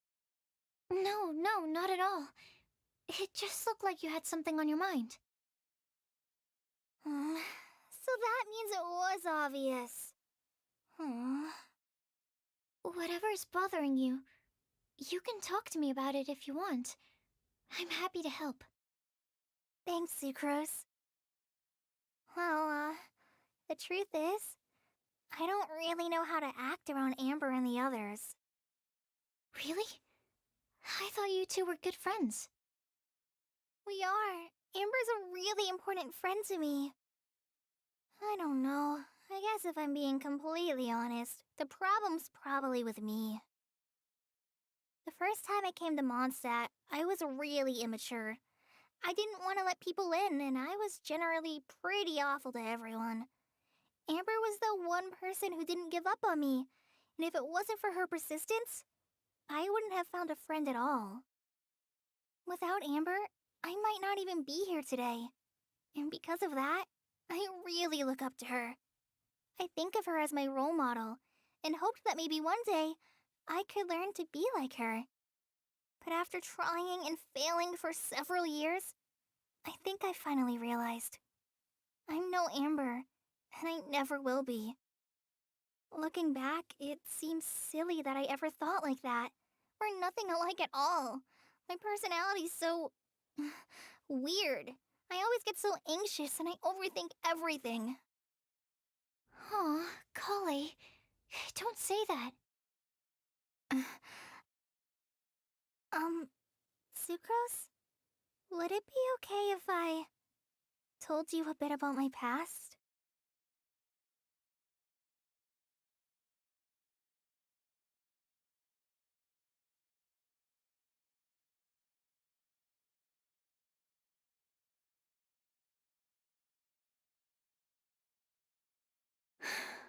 Oh. I already knew bits and pieces about her, but still, why did she have to go through all that? I'm sorry. We've only just met and I'm already dumping all of this on you. This is why I get so frustrated at myself. I'm always doing this. I get into a spiral of self-doubt, and then I end up having to find somewhere to vent it all out. No, it's fine. I'm really glad that you're willing to tell me all this. People don't open up about their deepest feelings unless they really trust the other person. Don't you think? At least, I think it's kind of an honor. And, I mean, you've probably noticed by now, but I don't have the best social skills either. I always just end up talking about the things I'm interested in, and going on and on. But even so, you still listen to me when I talk my head off about alchemy. It's a relief to listen to you talking about yourself for once. If you hadn't told me all of those things, I never would have guessed that you struggle so much. Honestly, I feel like we're very similar people. Really? Yeah. Everyone has their own problems to deal with. I certainly do. All the feelings that you talked about just now, I totally get it. It takes so much more effort for us introverts to fit into a crowd. When you were saying about how you try to think about what to say in advance, and you're constantly terrified of saying the wrong thing and making things awkward, I relate to that so much. Oh, and also that part about studying under a genius. In fact, before meeting you, I'd never met anyone who seemed so similar to myself. Oh. I'm not very good at giving words of comfort or anything, and I'm not gonna tell you to just get over it or stop worrying about it.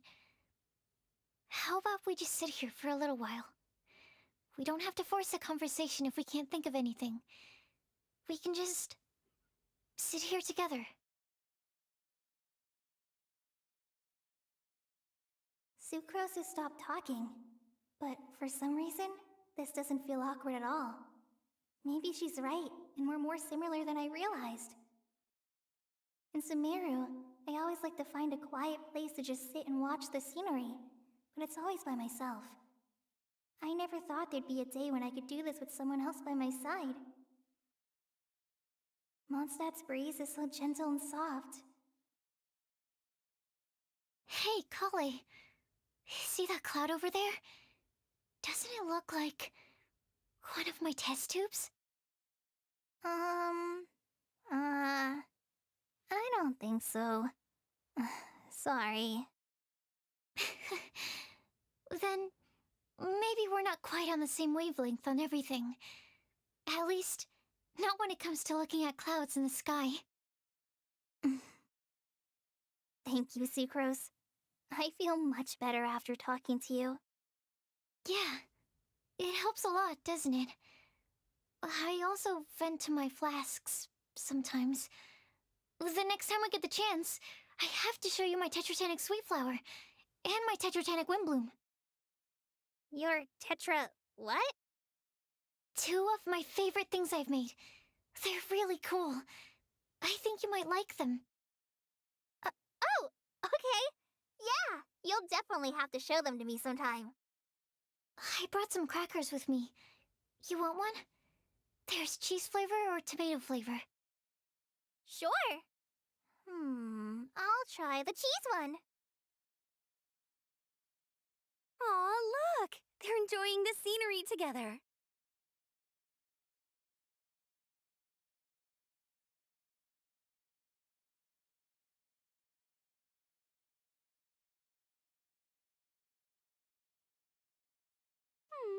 Shall we go play with them? No, it's fine. Let them sit for a while. We're not what Colleen needs right now. She needs a new friend. Someone different who's never met her before. I don't get it. Is there a difference? There is. You'll understand once you're a little older, Klee. People can draw different kinds of strength from different kinds of friends. And right now, Colleen needs someone that's just not the same old me.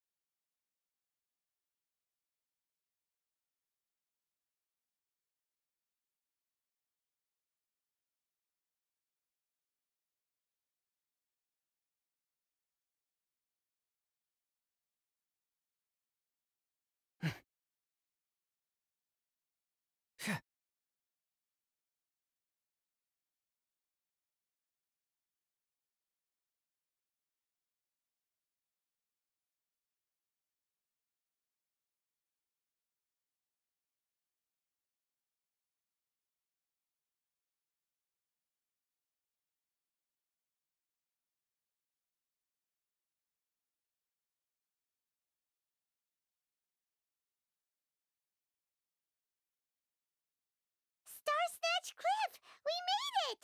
Paimon hopes we find someone we need here. Help! I beg you, please don't let go!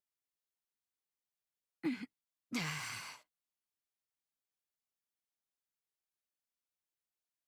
that yelling? Let's hurry and take a look.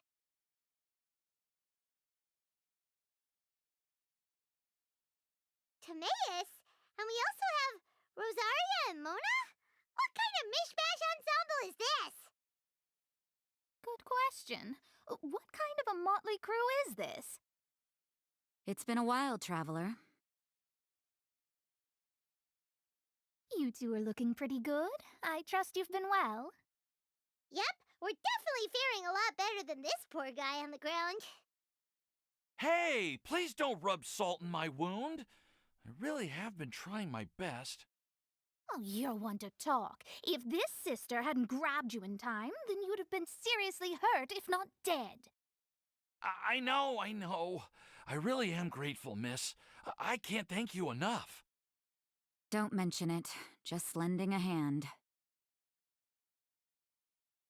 Quite literally. And had she not lent him a hand and pulled him up, he would have gone tumbling down the cliffside. What happened? Did Timaeus almost fall off the cliff? Well, so what actually happened was I came to Star Snatch Cliff today to pick some flowers and ran into Mona on the way. She took a look at her scry glass and advised me to turn back because it would be dangerous. But you still came up here anyway? Well, yes, I did, because there's something I just had to do. Oh, I hardly think giving flowers to your crush is worth throwing one's life away for. It's rare to run into someone with a death wish in this area. I don't have a death wish. I just didn't think it would really come true. I mean, when Mona said it would be dangerous, I thought I'd be fine as long as I watched my step cautiously. I'm sorry, okay? I was wrong. I'm telling you, I'm just here chasing the love of my life. Love-struck Mondstadters is what the Windblume Festival's all about. Okay, that explains you. But why is Rosaria here? I was looking for a quiet place to escape the crowds. I wasn't planning on having to save a life along the way. So that's why the Scryglass just showed danger instead of fatal danger. Very funny. Anyway, Traveler and Paimon, what brings the two of you to Starsnatch Cliff? Just trying our luck. We've got a lot of people we need to see today, so we've been all over the place. Actually, you're some of the people we were looking for. Huh?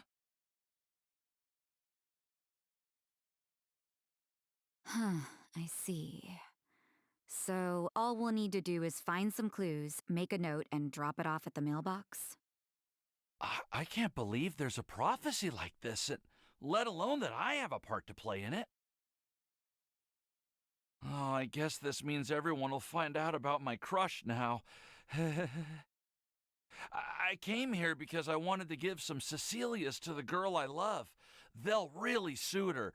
She's... No, no one asked. Please, do not subject us to your gushing about your girlfriend. Oh, you saw right through me. You said you need clues, right?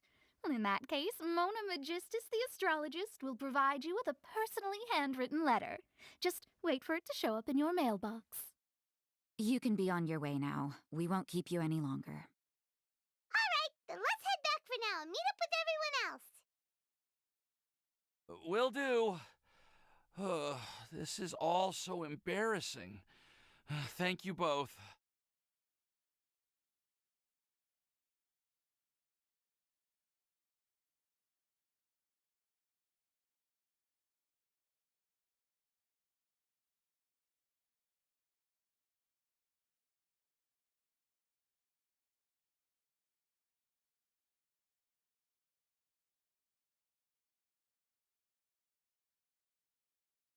We're back!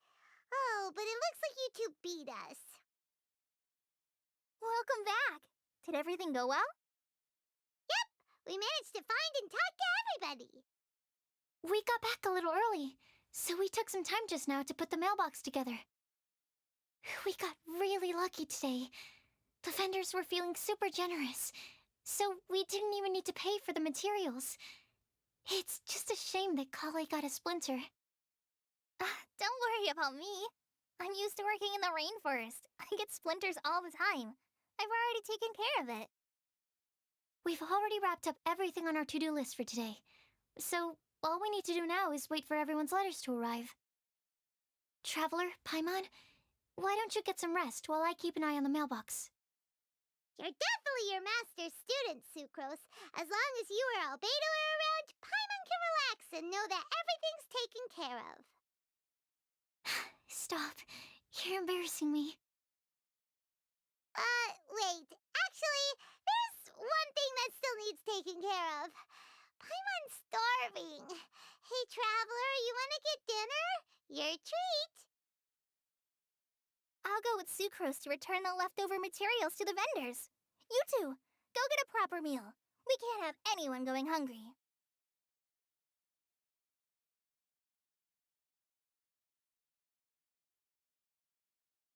Yeah, now would be a good time for a break. Once everything is ready, let's meet up here again and collate all the information we've gathered. Sounds like a plan.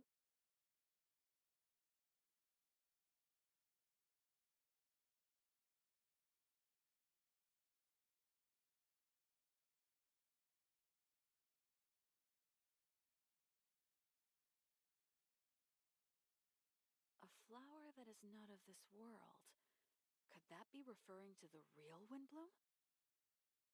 Paimon will have this one, and this one, ooh, and this one. Hey, Paimon's really hungry! And don't forget, Paimon's also ordering for you, too. It's not like Paimon's gonna eat everything by herself.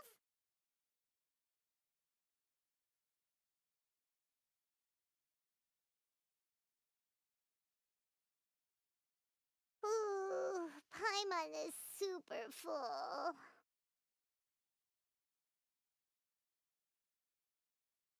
Is everything packed up and ready?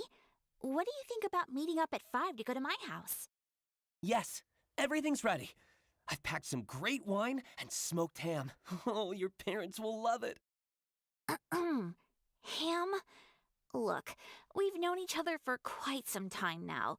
Don't you think it's been long enough for you to remember that we only eat bacon in my house?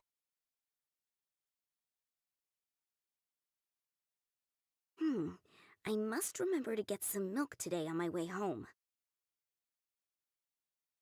Please, feel free to pay a visit to Cat's Tail anytime. Enjoying the scenery?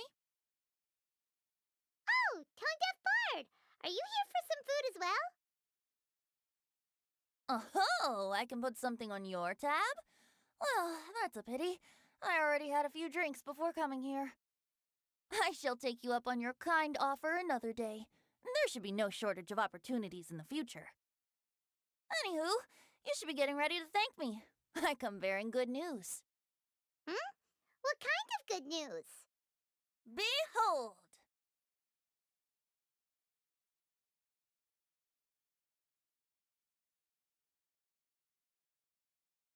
What is it? It's what you need the most right now.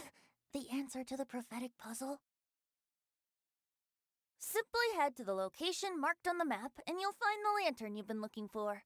However, if I were you, I wouldn't just go and reveal the secret right away. As you've seen, a lot of people have been laboring hard to uncover the answer.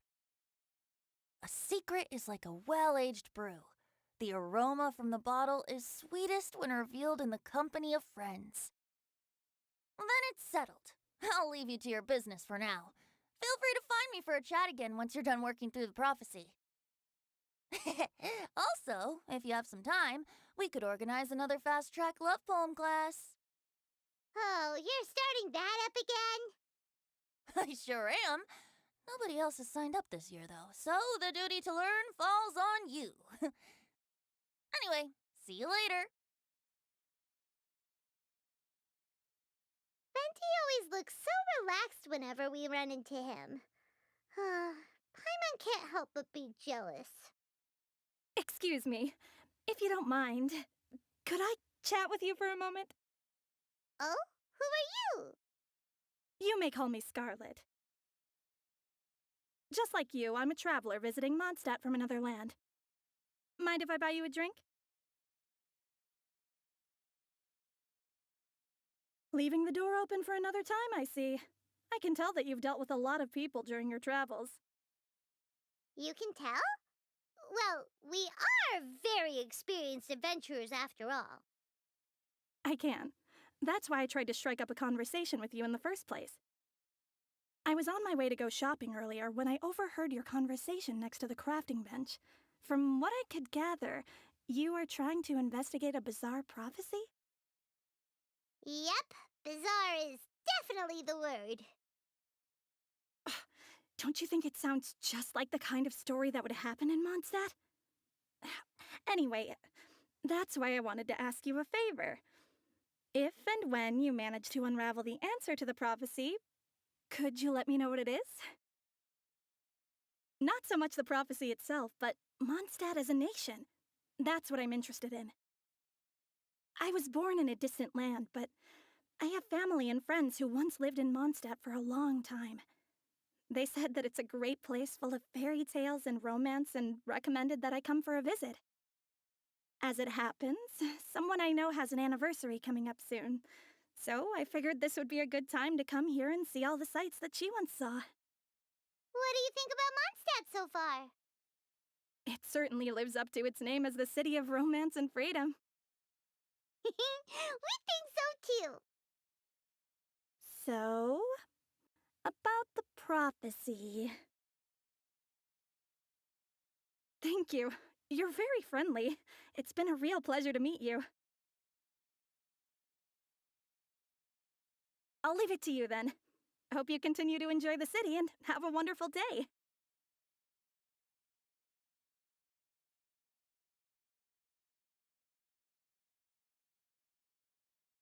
She definitely isn't dressed like a local, huh? Where do you think her hometown could be? Please find me a flower that is not of this world, and a guide who will never get lost. Find me one who would never lie, as well as a legend that never ends.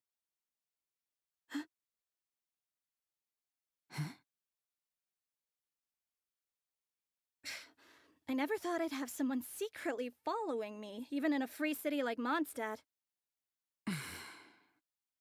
Good day to you, miss.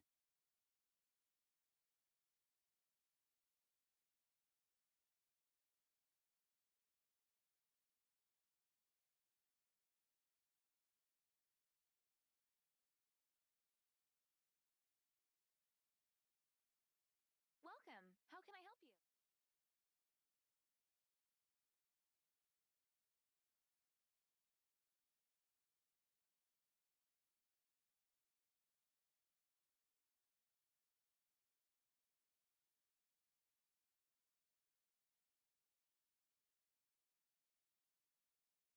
Today's recommendation.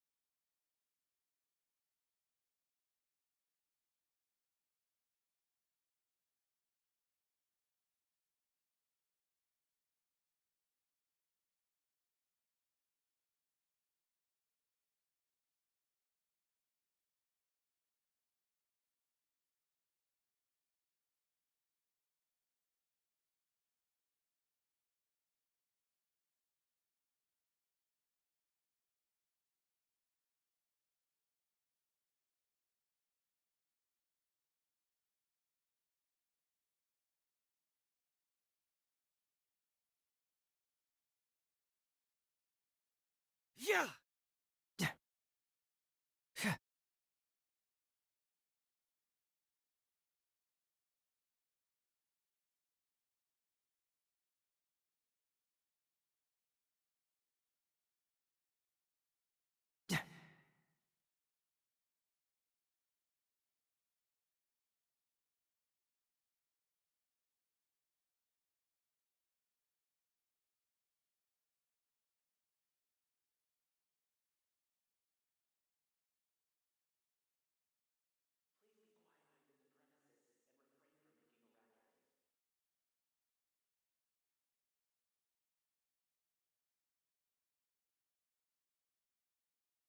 Why, if it isn't my underclassman, Sino. What a pleasant surprise it is to see you in Mondstadt during the Windblume Festival. Greetings, Lisa. Though I'm sure you've been aware of my presence in Mondstadt for some time already. Oh dear, looks like you've seen right through me. But I was in no hurry.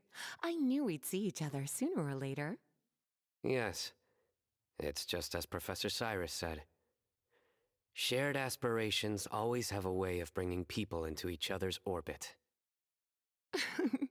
He always has such a poetic way of wording things. I suppose that's the one respect in which I've taken after him. While in your case... Yes, it's his wit and eccentricities that have left their mark on you. I'm not sure that describes me very aptly these days. given that I'm now the General Mahamatra. Still, if we're going to talk about ways with words, I think my deadpan humor is far superior than our professor's. Is that so? Strange. I heard that you're just Sino the Adventurer when you're in Mondstadt. You make a good point. What do you think of Mondstadt during this time of year?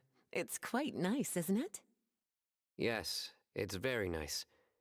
I think I'm starting to understand your reasons for leaving the academia.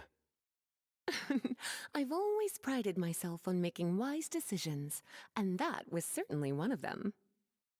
If our professor had been as sensible as you, he would have had a much easier time in his working life. Being stubborn doesn't help anybody. Well, if even you feel comfortable criticizing him now that he's retired, it really goes to show how much he's changed.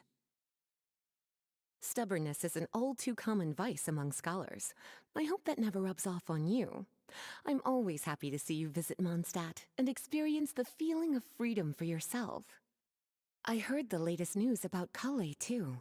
No doubt the traumas of her childhood will persist for a while to come. But I have to say, she appears to be doing quite better this time than on previous visits. I suppose you're something of a mentor to her, aren't you? Now that I think about it, the two of you aren't so dissimilar. The power of Hermanubis once brought you great suffering.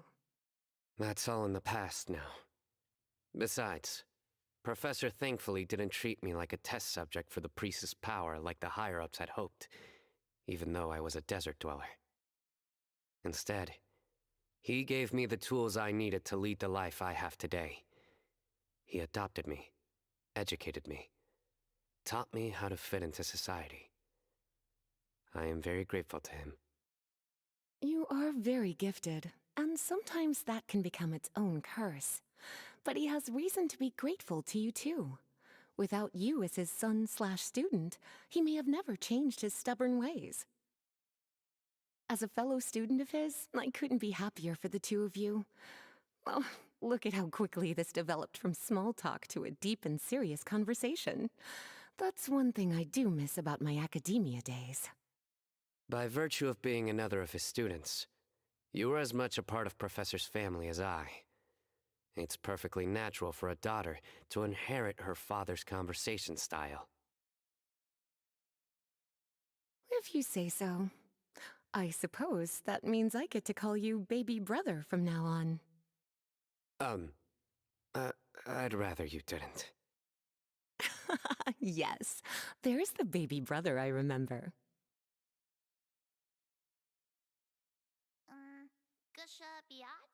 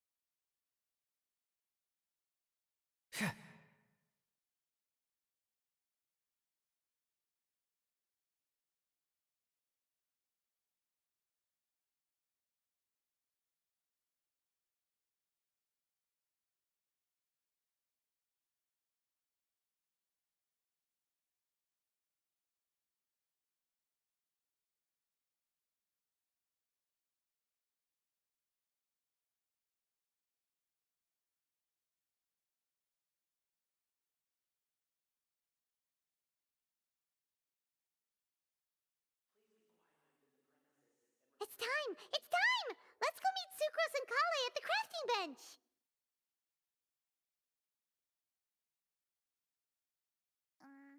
Gusha Biat?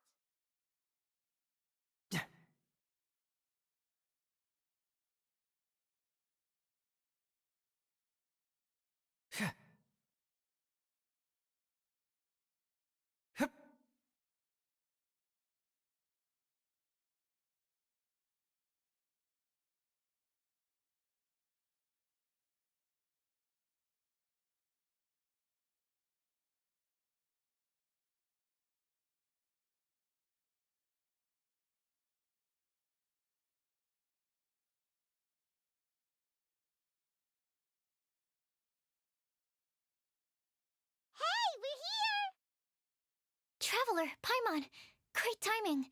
We got a lot of letters in the mailbox, and I just finished sorting them into 4 groups. Nice work!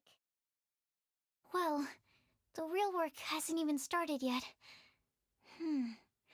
Which batch of letters should we read through first?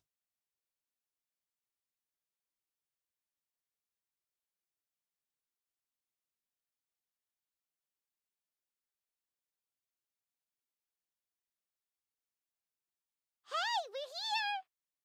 Traveler, Nice work! Well...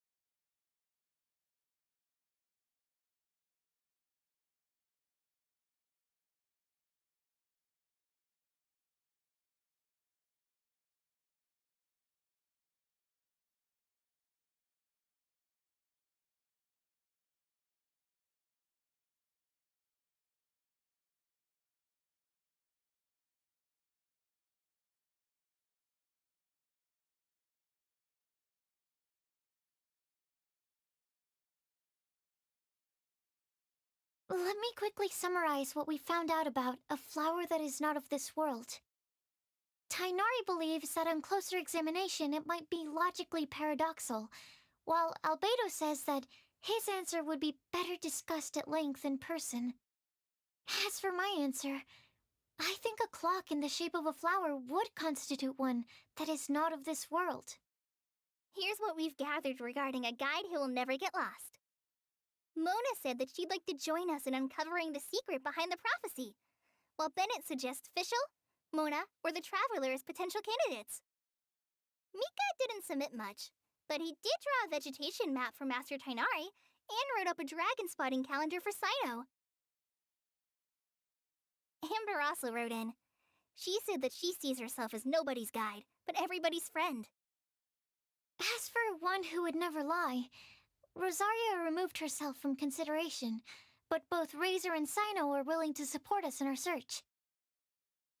Timaeus seems to have forgotten to write to us.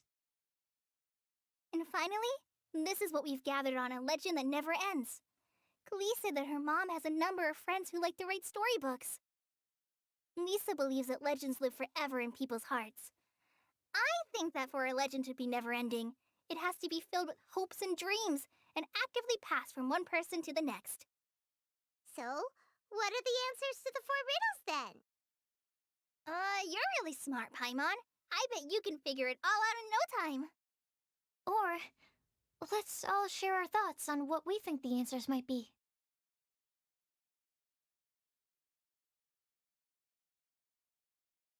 Wait!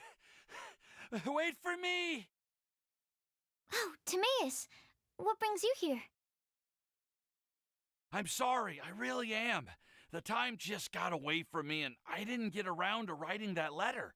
However, I'm happy to announce that I think I can be the one who would never lie. Huh? This is kinda sudden. Not that we don't trust you, Timaeus, but, could you elaborate a little after you catch your breath? Of course, of course. Do you still remember the time I, collaborated with a certain Miss Ying-R? Well, basically, she helped me out a lot with my research into potion making once, and, well, we've stayed in touch through letters ever since. Wait! So Ying-R is the girl from Liyue that Sucrose mentioned earlier? We always assumed you were hard at work every time we saw you at the crafting bench. So you've just been writing letters to Ying-R the whole time? No, I mean, not all the time. I've done some work too. And anyway, our correspondence covers a lot of serious topics, like perfumes, potions, alchemy. Anyway, a few months ago, I made a vow to the heavens that I will be true to myself and never utter an insincere word until the day that I've managed to win Miss Ying-R's heart. So, at Star Snatch Cliff, you were picking Cecilia's as a gift for Ying-R? Well, that's right. The Cecilia flower is said to represent a once wayward heart transformed by the power of love. I couldn't think of a better flower to give than that. I know full well that Miss Ying-R is far more knowledgeable than I in both the ways of the world and the ways of our craft, but I thought I should make the effort for once and put myself out there.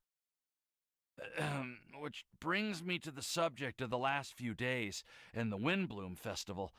I thought it was time for me to invite Miss Ying-R to Mondstadt. But yesterday, Albedo told me that Sucrose has been working hard to help another girl achieve her dream. Huh?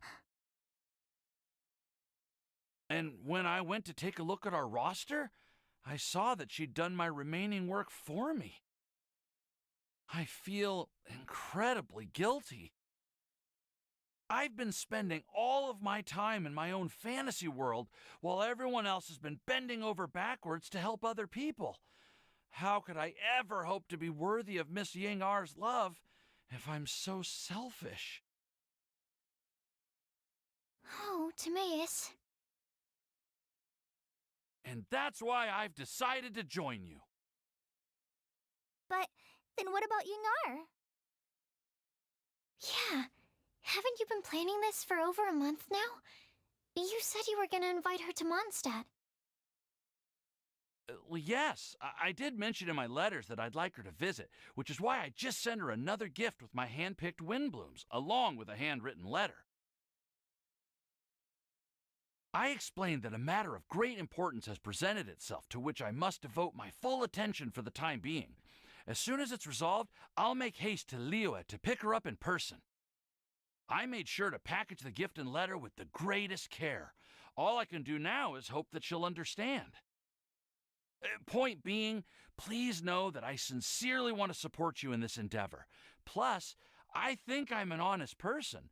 As far as I recall, I don't think I've told a single lie in my life. Well, You certainly convinced Paimon with that speech. Don't worry, Timaeus. We won't let your determination go to waste. Thank you, Timaeus. Ah, thank you, everyone. I promise to do everything I can to help. Okay, so it looks like we found our one who would never lie. Great! Let's keep it up. On to the other three.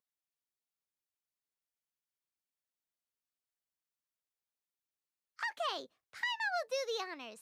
Ahem. We have with us here the flower, the guide, the legend, and Timaeus. Huh? Why did you only say Timaeus' name? You should say my name, too. All right. We also have Klee. That's me! With Klee here, this all somehow feels like we're getting ready for a field trip. There's nothing wrong with a more relaxed atmosphere, is there? Of course. We will soon see if my hypothesis has any merit. Actually, I'm still feeling a little nervous.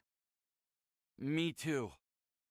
But weren't you all fired up just a moment ago?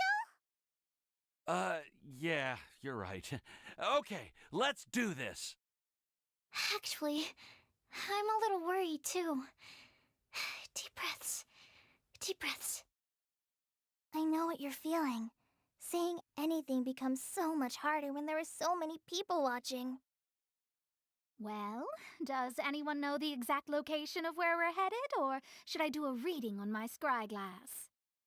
According to the prophecy, once we figured out the answer, we should test it at the Lantern of Utmost Joy.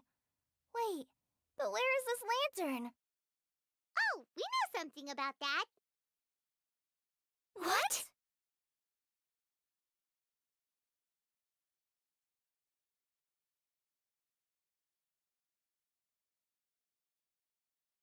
Wow, that's amazing. You really know how to do everything under the sun.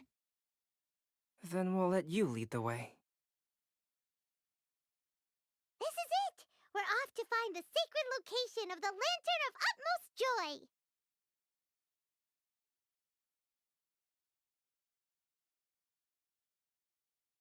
Welcome. How can I help you?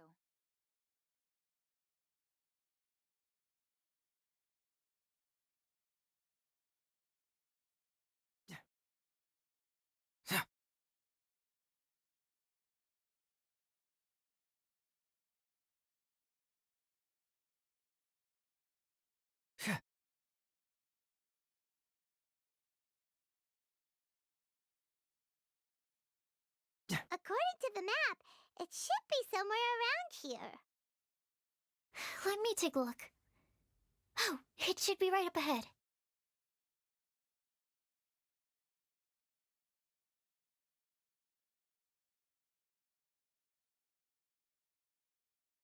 Aw, I don't see any lanterns here.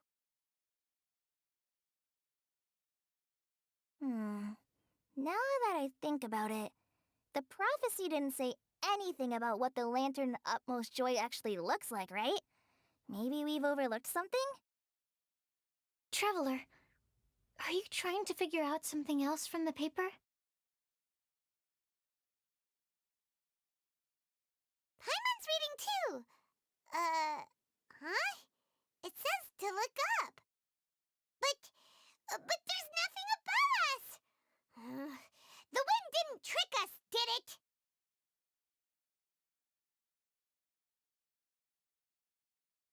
Place the squirrel on the back of the pointy-eared cat, and a pious puppy will open the doors to show you the way. Huh. Paimon read the whole thing out loud, but nothing's happening. Look! Look! The wind is blowing! What a strong wind current. Let's ride it up and see where it leads us. Huh? We'll have to fly up there? Can someone carry me with them? Here.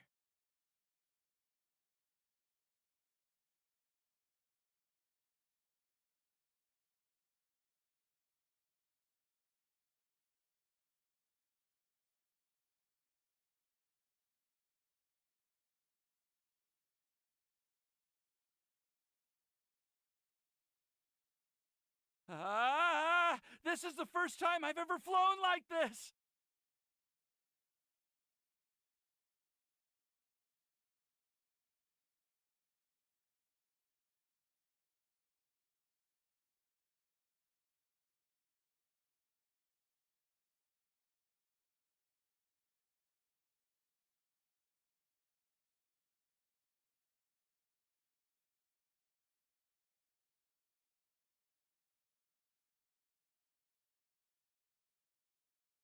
How did this little island get up here in the sky?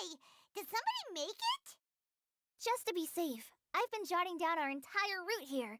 This way, no one will get lost. Oh, good thinking, Kale. Who would have thought we'd find this kind of table here? Weird. It's almost as if someone was holding a tea party. I never would have guessed that such a place could exist. Right above Mondstadt, too. Wow, look at that pretty lantern on the table. There's even a chair for each side of the lantern, too. There seems to be something on the back of this chair. Let me have a closer look. Take your seat, present your answers, and you shall reach enlightenment. Well, as far as instructions go, I guess that's simple enough. So we just need to do as it says, right? Wait a second. Huh? What is it, Albedo? We'd better make sure this place is safe before taking our seats. Everyone, please stay clear for a moment.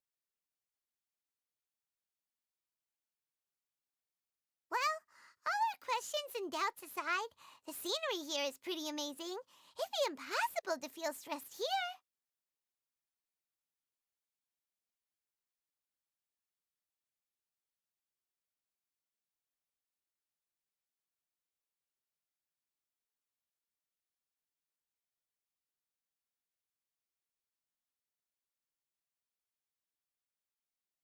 How is everything, Albedo? Everything seems to be fine. I didn't find any traps or suspicious mechanisms. But I also couldn't find any overt destructive devices. Huh? What do you mean? Well, it seems that wrong answers won't have any catastrophic consequences. Looks like we'll have to sit on these chairs and fulfill the prophecy. Everyone, I would like to suggest that we try some risky answers on our first attempt. Let's reserve our most confident answers for the second round. That sounds kind of smart, but why? I get what he means.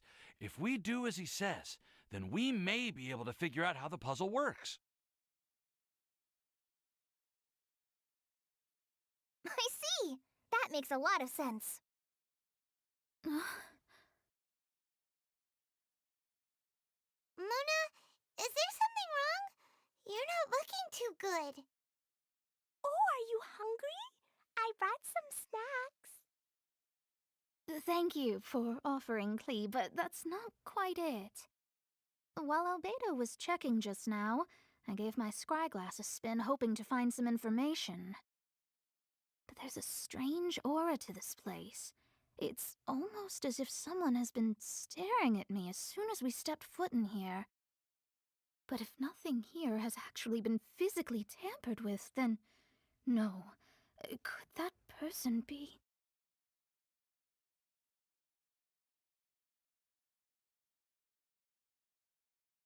What do you mean, Mona?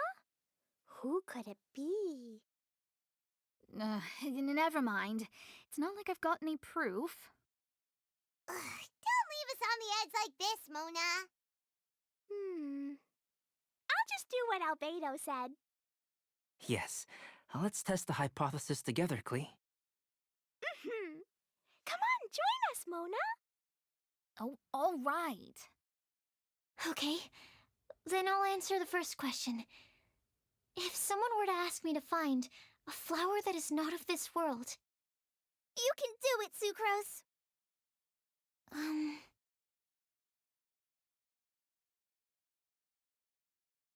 Then I would fetch a tetragenic sweet flower.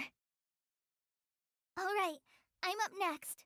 My part of the prophecy is to find a guide who will never get lost. Kale, I hope you found your answer.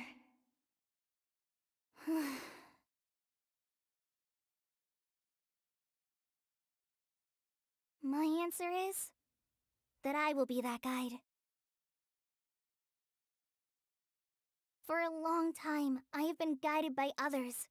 It's taken me a while, but I finally made it to where I am today. Although I still haven't made a name for myself, and I'm still quite immature, I would still like to put my name forward, because I would like to become a guide that can help others. I want to help others the same way Amber, Master Tainari, Sino, and everyone else helped me. Now it's my turn to pass on the gift that I've been given. All right, it's up to me to answer the third part. I'll submit myself as one who would never lie. Although I've never really had any other virtues or talents, I'm confident that I've always been an honest person. I'd like to thank everyone, too, for giving me this opportunity to validate myself. And last but not least, I will answer the final part of the prophecy. There's no tale more befitting the title of a legend that never ends than our fates as human beings. Wait! The lantern just lit up! Whoa! All four sides of the lantern are glowing! Huh? But... Kale, could I ask you to stand up for a second? Oh, all right. Huh? What's going on? Why is it lighting up regardless of who's sitting in the chair? Didn't it say we have to answer all the questions correctly? It's pretty clear now, isn't it? We've just proven that there is no right answer for this prophecy. No right answer? But how could that be? Although the instructions had come from an old and enigmatic prophecy, it is in fact nothing like the ancient mechanism that we had all imagined it to be. I believe the lantern only serves as a simple signal. And to think, I never expected you to actually find this place. What? There's someone else here? We meet again, traveler. Hey! You're that Outlander we met the other day at Good Hunter! It's all thanks to you that I was able to find this place. Good thing that you were too preoccupied with the prophecy to notice someone tailing you from the shadows. Oh, is that so? Then, why do I spy yet another person following in your shadow? Wait, really?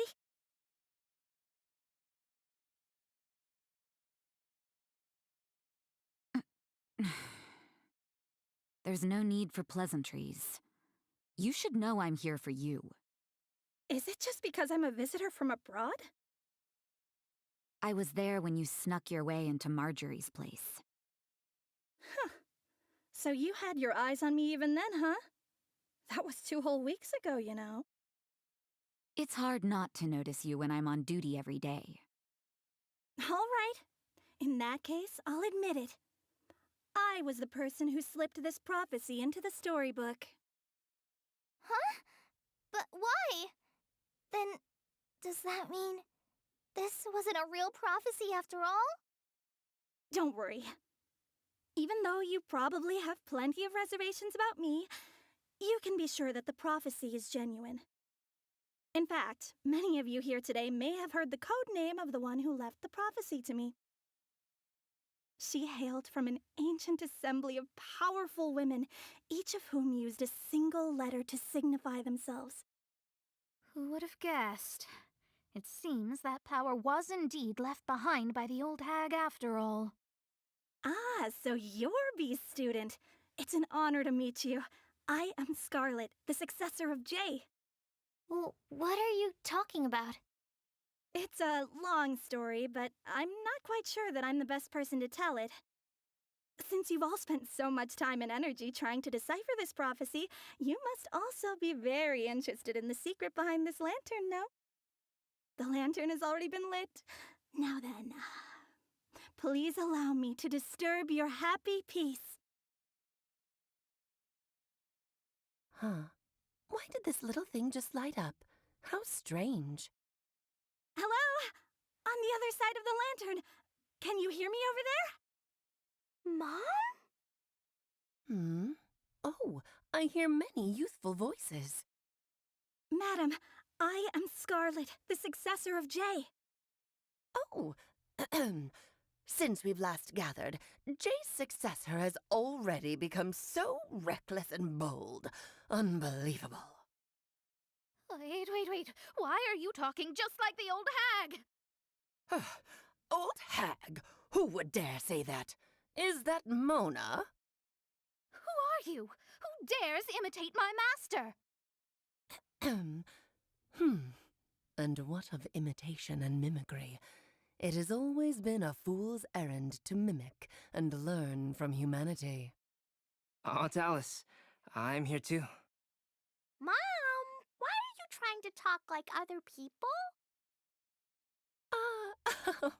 So I see everyone's here. Well then, my warmest greetings, everyone. Miss Alice, why would you... Well, it's been many years since this lantern last lit up. You can't blame me for thinking that one of the old friends from my youth may have decided to catch up again. Huh? Why she sounds so coy all of a sudden? And if I recall correctly, we left this lantern in the care of the Animo Archon Barbados. You must be commended for uncovering an artifact entrusted to the god of wind himself. Tell me, are you sitting around my beloved tea party table? It's a really long table.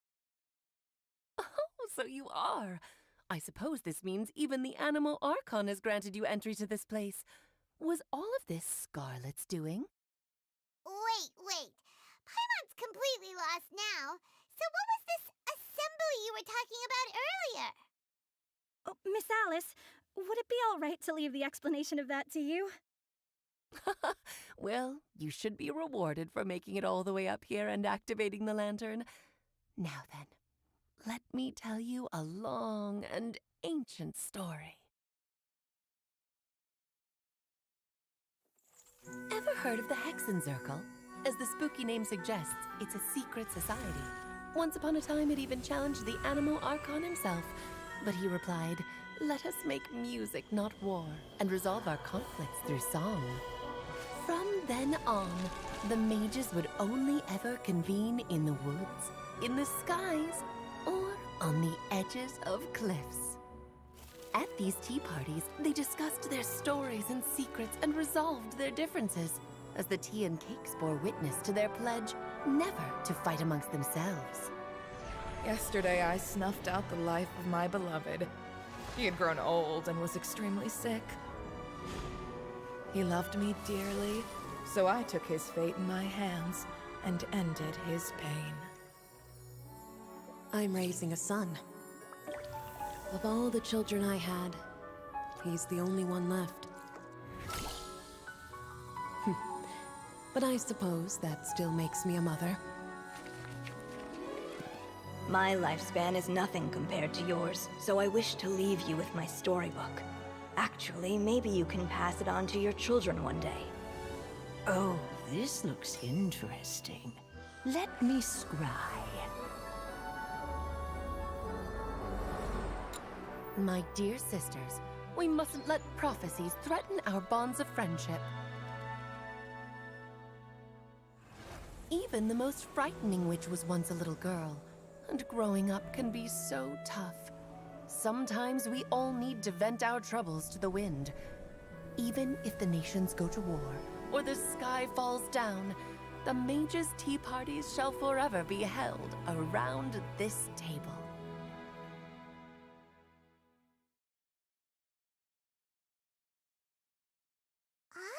So this is where the legendary mages held their meetings. That's right. We often met here to chat and have tea. Then, what about the part saying that if we light the lantern of utmost joy, we'd receive a supreme blessing? About that. I never expected anyone other than Jay to actually read the full contents of that prophecy. It's a little embarrassing. The truth is, that prophecy was actually just a letter that we sent to Jay as a group the day before her wedding. So it was indeed written by all of you. I must thank you for resisting the urge to immediately reveal the truth to everybody, Albedo. Knowing you, you probably figured out everything the moment you laid eyes on the message. No, it took me a little longer than that. A flower that is not of this world, a guide who will never get lost, one who would never lie, and a legend that never ends. These 4 descriptions signify 4 individual mages. When a member of the organization had to leave the group to spend the rest of her days with her beloved, the other mages would write down this prophecy and send it to her to invite her for a final get-together. A flower that is not of this world signifies, of course, flowers that do not naturally exist in this world. This is the signature of our full name, Rhindaughter, also known as Gold. If there's anyone in this world who could create a flower species that does not yet exist, it would be her. The guide who will never get lost is N, otherwise known as Nicole. You may not have encountered her yet, but she is a truly extraordinary woman who has made this world's direction and order her subject of study. Some of you may be fortunate enough to have already heard her voice. Like a prophetess, she will only speak to guide people toward the truth when a change has occurred in the world. She has a tendency to suddenly speak in someone's mind without any warning. If one day you would be unfortunate enough to run into a truly dangerous situation, she may use her voice to guide the way forward for you. Who would have guessed that there are so many mysterious women in this world and that they would all know each other? The one who would never lie is me. I hope no one would take offense. It's just that I, Alice, or A for short, have always had a soft spot for those with sincerity and candor. As for a legend that never ends, you may not know M in person, but you've likely encountered one of her works. Have any of you ever read The Boar Princess? Huh? I'm pretty sure every child in Mondstadt has read that book. It's also one of my favorite stories. M was an exceptional human writer who used her prose to teach me the meaning of grief. Don't you think such a person would deserve a seat at the mage's table? Paimon's getting more and more lost. It may sound hard to believe, but I can attest to everything that Alice has said. Jay was also a mortal who aged and passed on, leaving her title to her students and followers. Alice, you've never acknowledged any of Jay's successors. It's now been centuries since the first of us took on her mantle. I've always wanted to meet you. Do you also want to become a mage? Title aside, I think I'm more interested in the meaning and purpose of the Hexen Circle. I used to think that the Hexen Circle was a group of women who could control the very fate of this world. But now, I've seen for myself that besides Jay, many other ordinary people were also among you. Do you think less of us now? No, not at all. My interest has been piqued, and I'm now even more drawn towards the idea of becoming a mage. You're right. I've never acknowledged any of Jay's successors. But you are different. You are much more fascinating than any of your predecessors. Oh, has someone finally piqued Aunt Alice's interest? Now is not a good time, Scarlet, but as soon as I am able, I will seek you out for a meeting. I want you to tell me all about Jay's married life back in her hometown. So the mage who received the prophecy letter from all of you was Jay? She left the Hexen Circle after getting married? Precisely. There was only one way the letter could have been interpreted. She would have known what we meant as soon as she saw the message. We were just asking one thing of her. Please come to see us again. Before you go and settle forever with your happiness, please come share some of it with your best friends and sisters. So, the Supreme Blessing actually meant... All journeys are fleeting and will eventually come to an end. What will give us the most fulfillment and happiness in the end are those who will greet us at our journey's destination. Dear child, I believe you can also understand what I am talking about. We women will always have many troubles and encounter pains and frustrations that will keep us up at night. But no matter how hard things may become, we will cross mountains and oceans to see our best friends again, regardless of how many years have passed or how far the distance may be.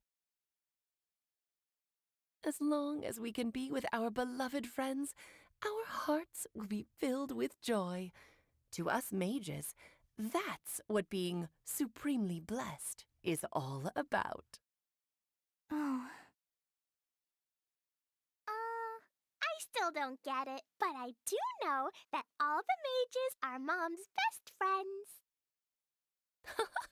If you ask how I see it, the Hexen Circle is just a group of ladies that I spent my youth with. Anyway, I'll introduce some of the other members to you all later. I still have a few things to attend to, so this will have to do for today. Bye, Mom. Todoko says bye, too. Goodbye, darling, and farewell to all of our other friends as well. I'm sure we'll see each other again. Oh, now that I think of it, isn't it getting close to that time of year? Yes, it's Windblume again, Alice. It's also a special anniversary date. I'm sure you still remember. Yes, I do remember now. It was on this day many, many years ago that Jay tied the knot. Ah, just in time for the Festival of Love and Freedom. Everyone, please enjoy this year's Windblume Festival to the fullest.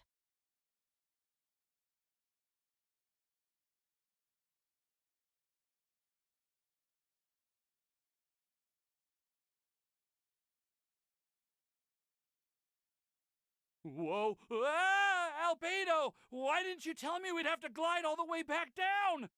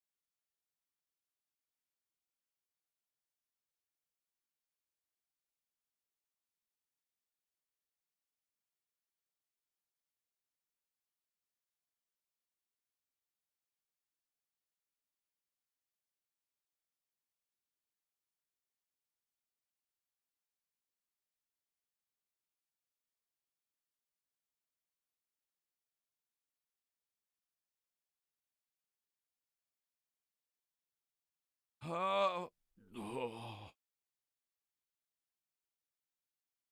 Are you okay, Timaeus? Maybe you'd feel better if you just, let it out. I'm fine, I'm fine. I'm just a little glider sick, that's all. You may want to look into getting your own gliding license when you have the time. It might prove helpful to you. Okay. Sure thing. It sounds like you've still got something on your mind. Why don't you tell us? We're all happy to listen. It's nothing, really. It's just, well, Alice's story was really interesting and romantic. I won't argue about that. But still, the whole thing wasn't quite what I was hoping for. Of course, I didn't actually expect the supreme blessing to be real, but... Don't say that. None of this was your fault, Timaeus. Honestly, it's more on me for having agreed to be the Windblume Festival special ambassador. Had I not asked for everyone's help... If anything, it should be my fault for finding that prophecy. Oh, no, I didn't mean to blame the two of you either. I just feel like this whole adventure didn't really end on a high note, and we also didn't really get anything out of it. But I'd say we still learned something new. Well, that aside, Timaeus, you still need to go to Liyue to apologize to Yinger, right? Do you want Kali and I to accompany you? Oh, Miss Ying-ar. Well, I mean, I just really don't want her to get mad at me. Now that I've come back to my senses, I really don't know what I should do. Hey, you three? You may want to look over there.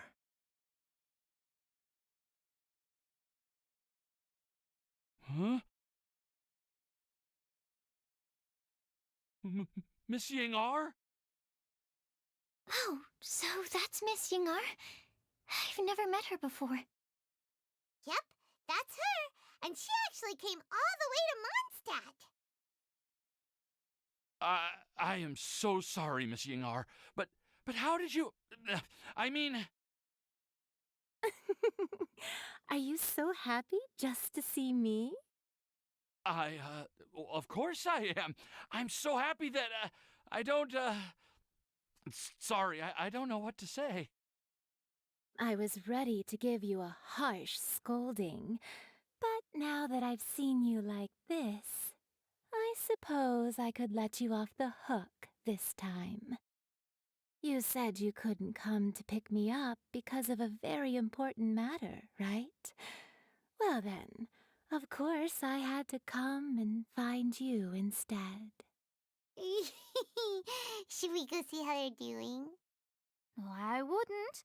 You'll get hit by a forest boar if you interrupt a couple's romantic conversation. Oh, really? We'll just leave them alone then.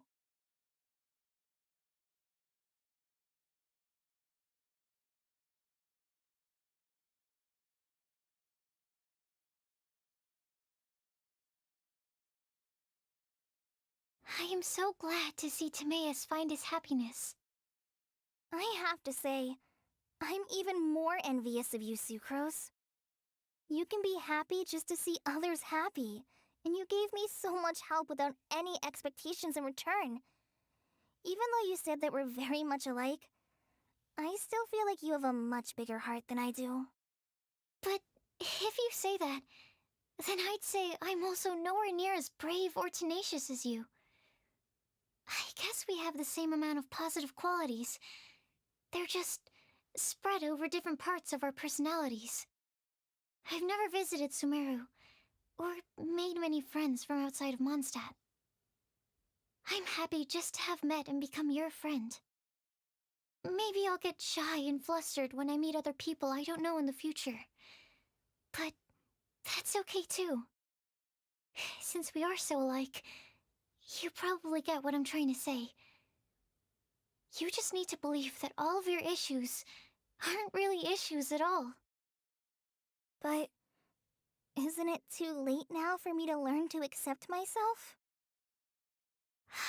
Well... Do you know anything about the blooming cycles of Cecilius? I may have read about that in a book before. That's a topic that my parents used to talk about back when they were still dating. Surprising, right? To think that people would talk about that while on a date. My mom brought it up at dinner one time last month. She called my dad the most boring man she knew, and said that he even turned up late to a date once, all with a smile on her face. But she also said that learning is just another part of life. It's never too late to start something, as long as you recognize that it's something good for you to do. Why don't you give it a try, Kale? Okay, I'll try my best. They're really having a great conversation. Paimon can't even find a moment to join in. I nearly forgot. This is for you. This texture... Are these seeds? Yep. I believe I mentioned my sweet flower research to you before. These are the seeds of the sweet flower cultivars that I've worked on. It's nothing too special, but they're the best cultivars that I've made. So, I really hope that you'll like them. They're super sweet and easy to grow and keep. I'm also submitting them as my Windblooms for this year. I wish that the Animo Archon could also see how lovely they are. Thank you. I'll plant them in the Avidia forest and take good care of them. Kale, please take these notes with you. I've heard that you've been working hard on your studies, so I've prepared some study materials for you at Sucrose's request. Feel free to look through them whenever you can find the time. Mondstadt's doors will always remain open to you. Thank you so much. Really, I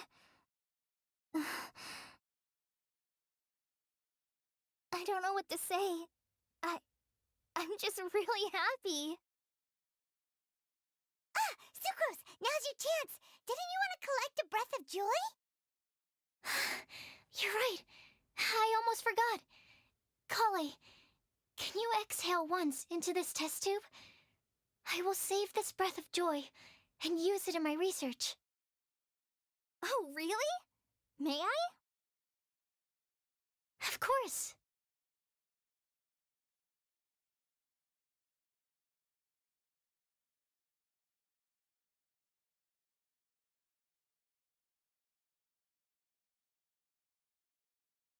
Huh? What was that? It was like a little cloud of happiness, but now it flew away. Well, luckily, there's still some breath left in the test tube. I'll seal it up for now. I'll keep working on it and let you know as soon as I have any breakthroughs in my research. Yeah, you can write to me. I'll be sure to respond as soon as I receive your letter. Oh, it looks like you found a new pen pal. Master Tainari! Sino!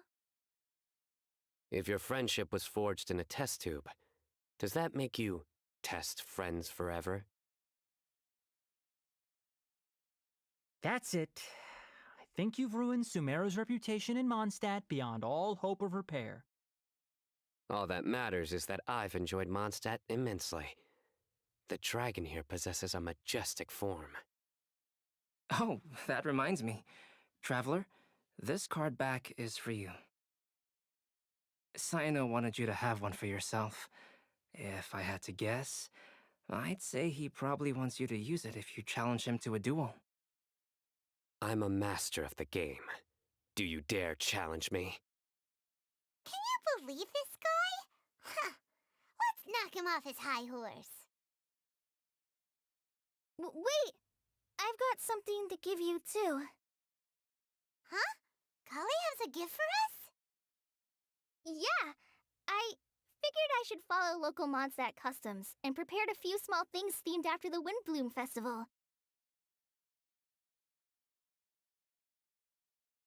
I made these bookmarks from Sumeru roses at the hotel. I want to give them to Amber, Master Tainari, and Sino. During Windblume, Mondstadters offer flowers to the people most important to them. You three are family to me. But Tainari said that we're not anything like an academic family. He wouldn't write joint papers with us. Well, in this case, we can consider ourselves as regular siblings, and that should be just fine. I agree. Oh, and here are some Padisara seeds as well. These are for the Traveler, Paimon, and everyone else from Mondstadt. Whoa, are these really for us? So, are these your chosen Windblooms? One of them. Both Padisaras and Sumeru roses are my Windblooms. Although they're not native to Mondstadt, they are the flowers that can best express my feelings. I want to give them to the people I feel thankful for, to those who I wish to accompany as we greet more seasons and future Windblooms together. The real blessing in life is when you are surrounded by people who you'd miss day and night, and who you'd want to see even if that meant crossing mountains and oceans to do so. I'm so happy to hear you say that. Sucrose, do you see that cloud over there? Huh? Doesn't it look just like your test tube?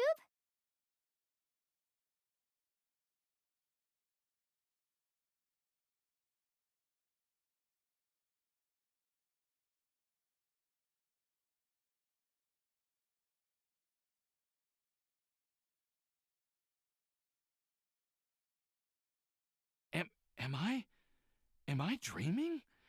Miss Ying Art, you really came all the way to Mondstadt to see me? Why were you willing to make the trip? I still can't believe it. Why wouldn't I want to come see you, It's not like a quick trip from Liyue to Mondstadt is completely unheard of or anything. Also, isn't it time for you to drop the miss and just call me Yingar? Yingar. Yingar. I think I still need some time to get used to calling you that. Look at you, already so flustered. And we're just getting started. No, I'm just overwhelmed with happiness. Thank you so much for coming to see me for Windblume.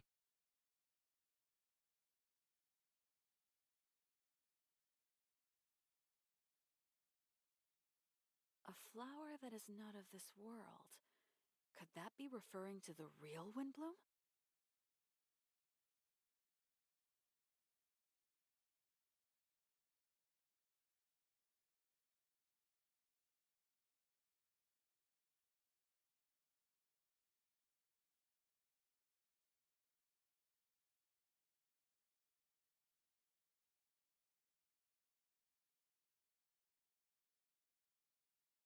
Do you have time for a duel? Huh. Really? I suppose you've been too busy with other things to pick up the game? I'd suggest you visit the Cat's Tail. There's a teacher there who's quite proficient with introducing beginners to the game. You can learn the basics from her. The sooner you learn, the sooner we can duel.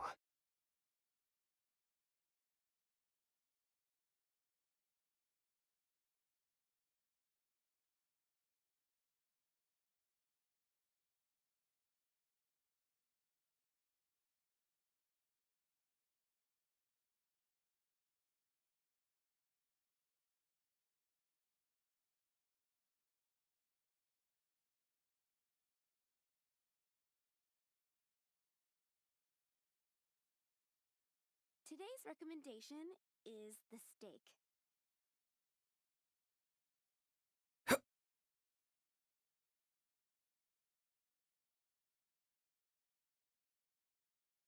You like the card back from Sino, right?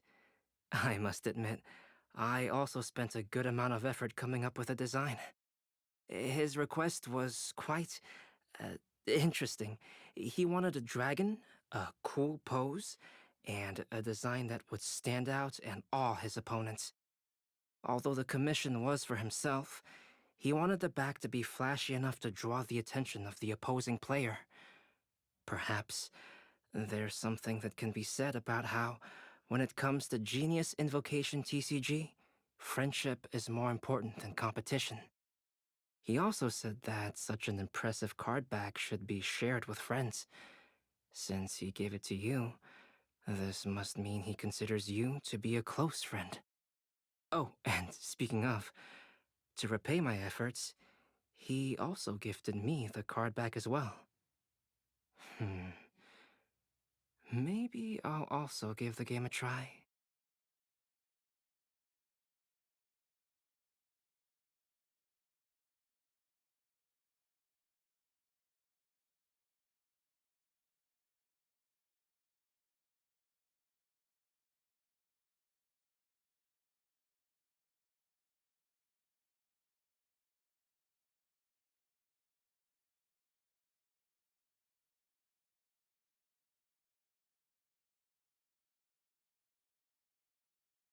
Be safe.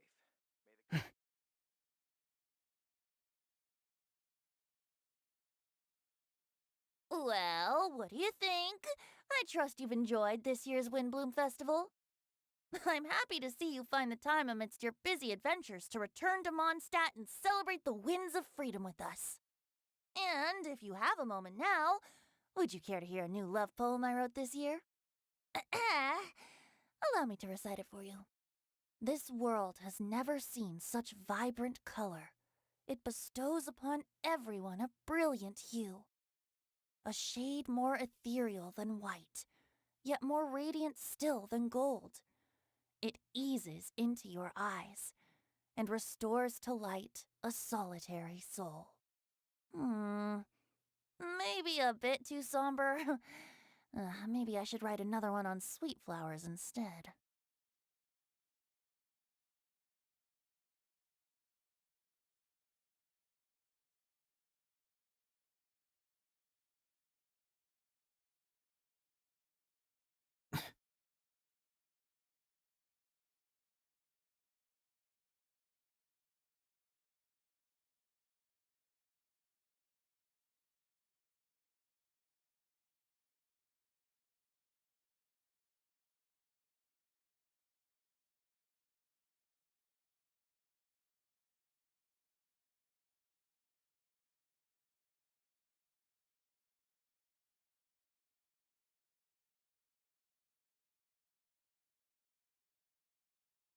Kale, sucrose! I brought some home-cooked food. Why don't we enjoy it together? Really? Sounds great! I must point out a small issue about your cooking.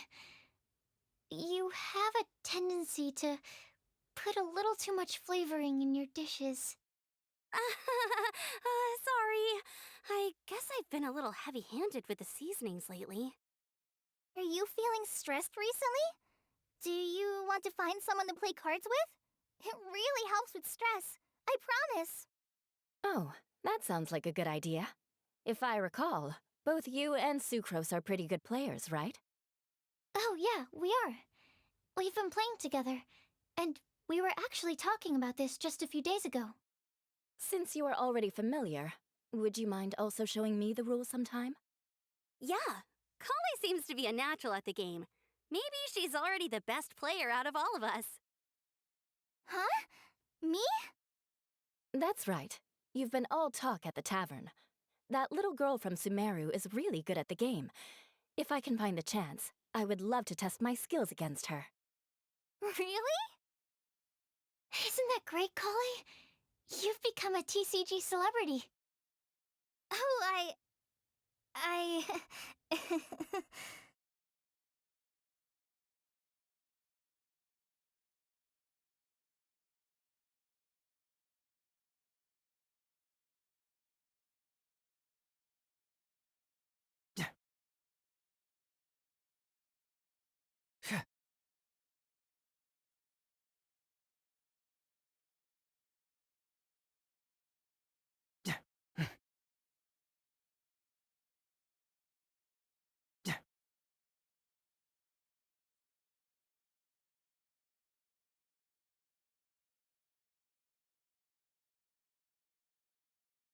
falling snow! Yeah!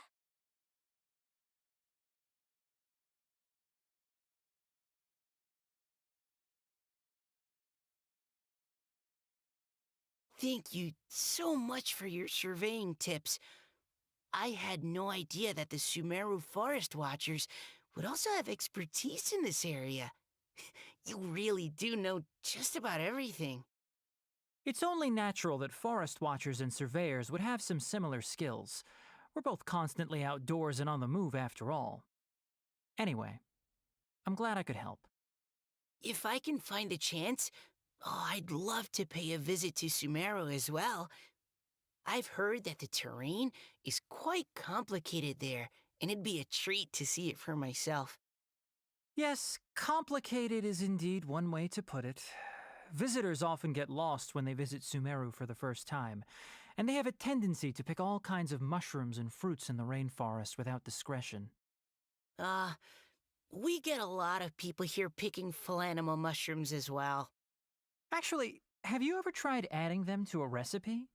They are quite bland by themselves, but perhaps the taste can be improved if they're cooked together with other ingredients. I've never tried that myself, but now that you mention it, I do want to give it a try. I'm quite curious, too. Would you like to pick some together later?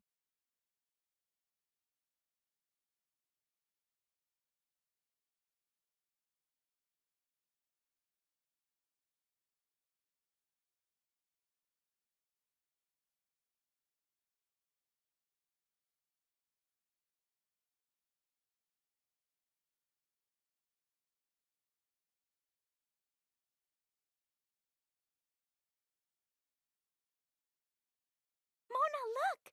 I found a 4-leaf clover. It's so pretty. Do you like it? Huh? Is it for me? Thank you, Klee. Could you also say something nice to Klee? Oh, of course. I've actually gotten really good at this. Oh, Miss Klee, our mighty Spark Knight, you are the flame of hope for all of Mondstadt and the vessel for... Huh? What's a vessel?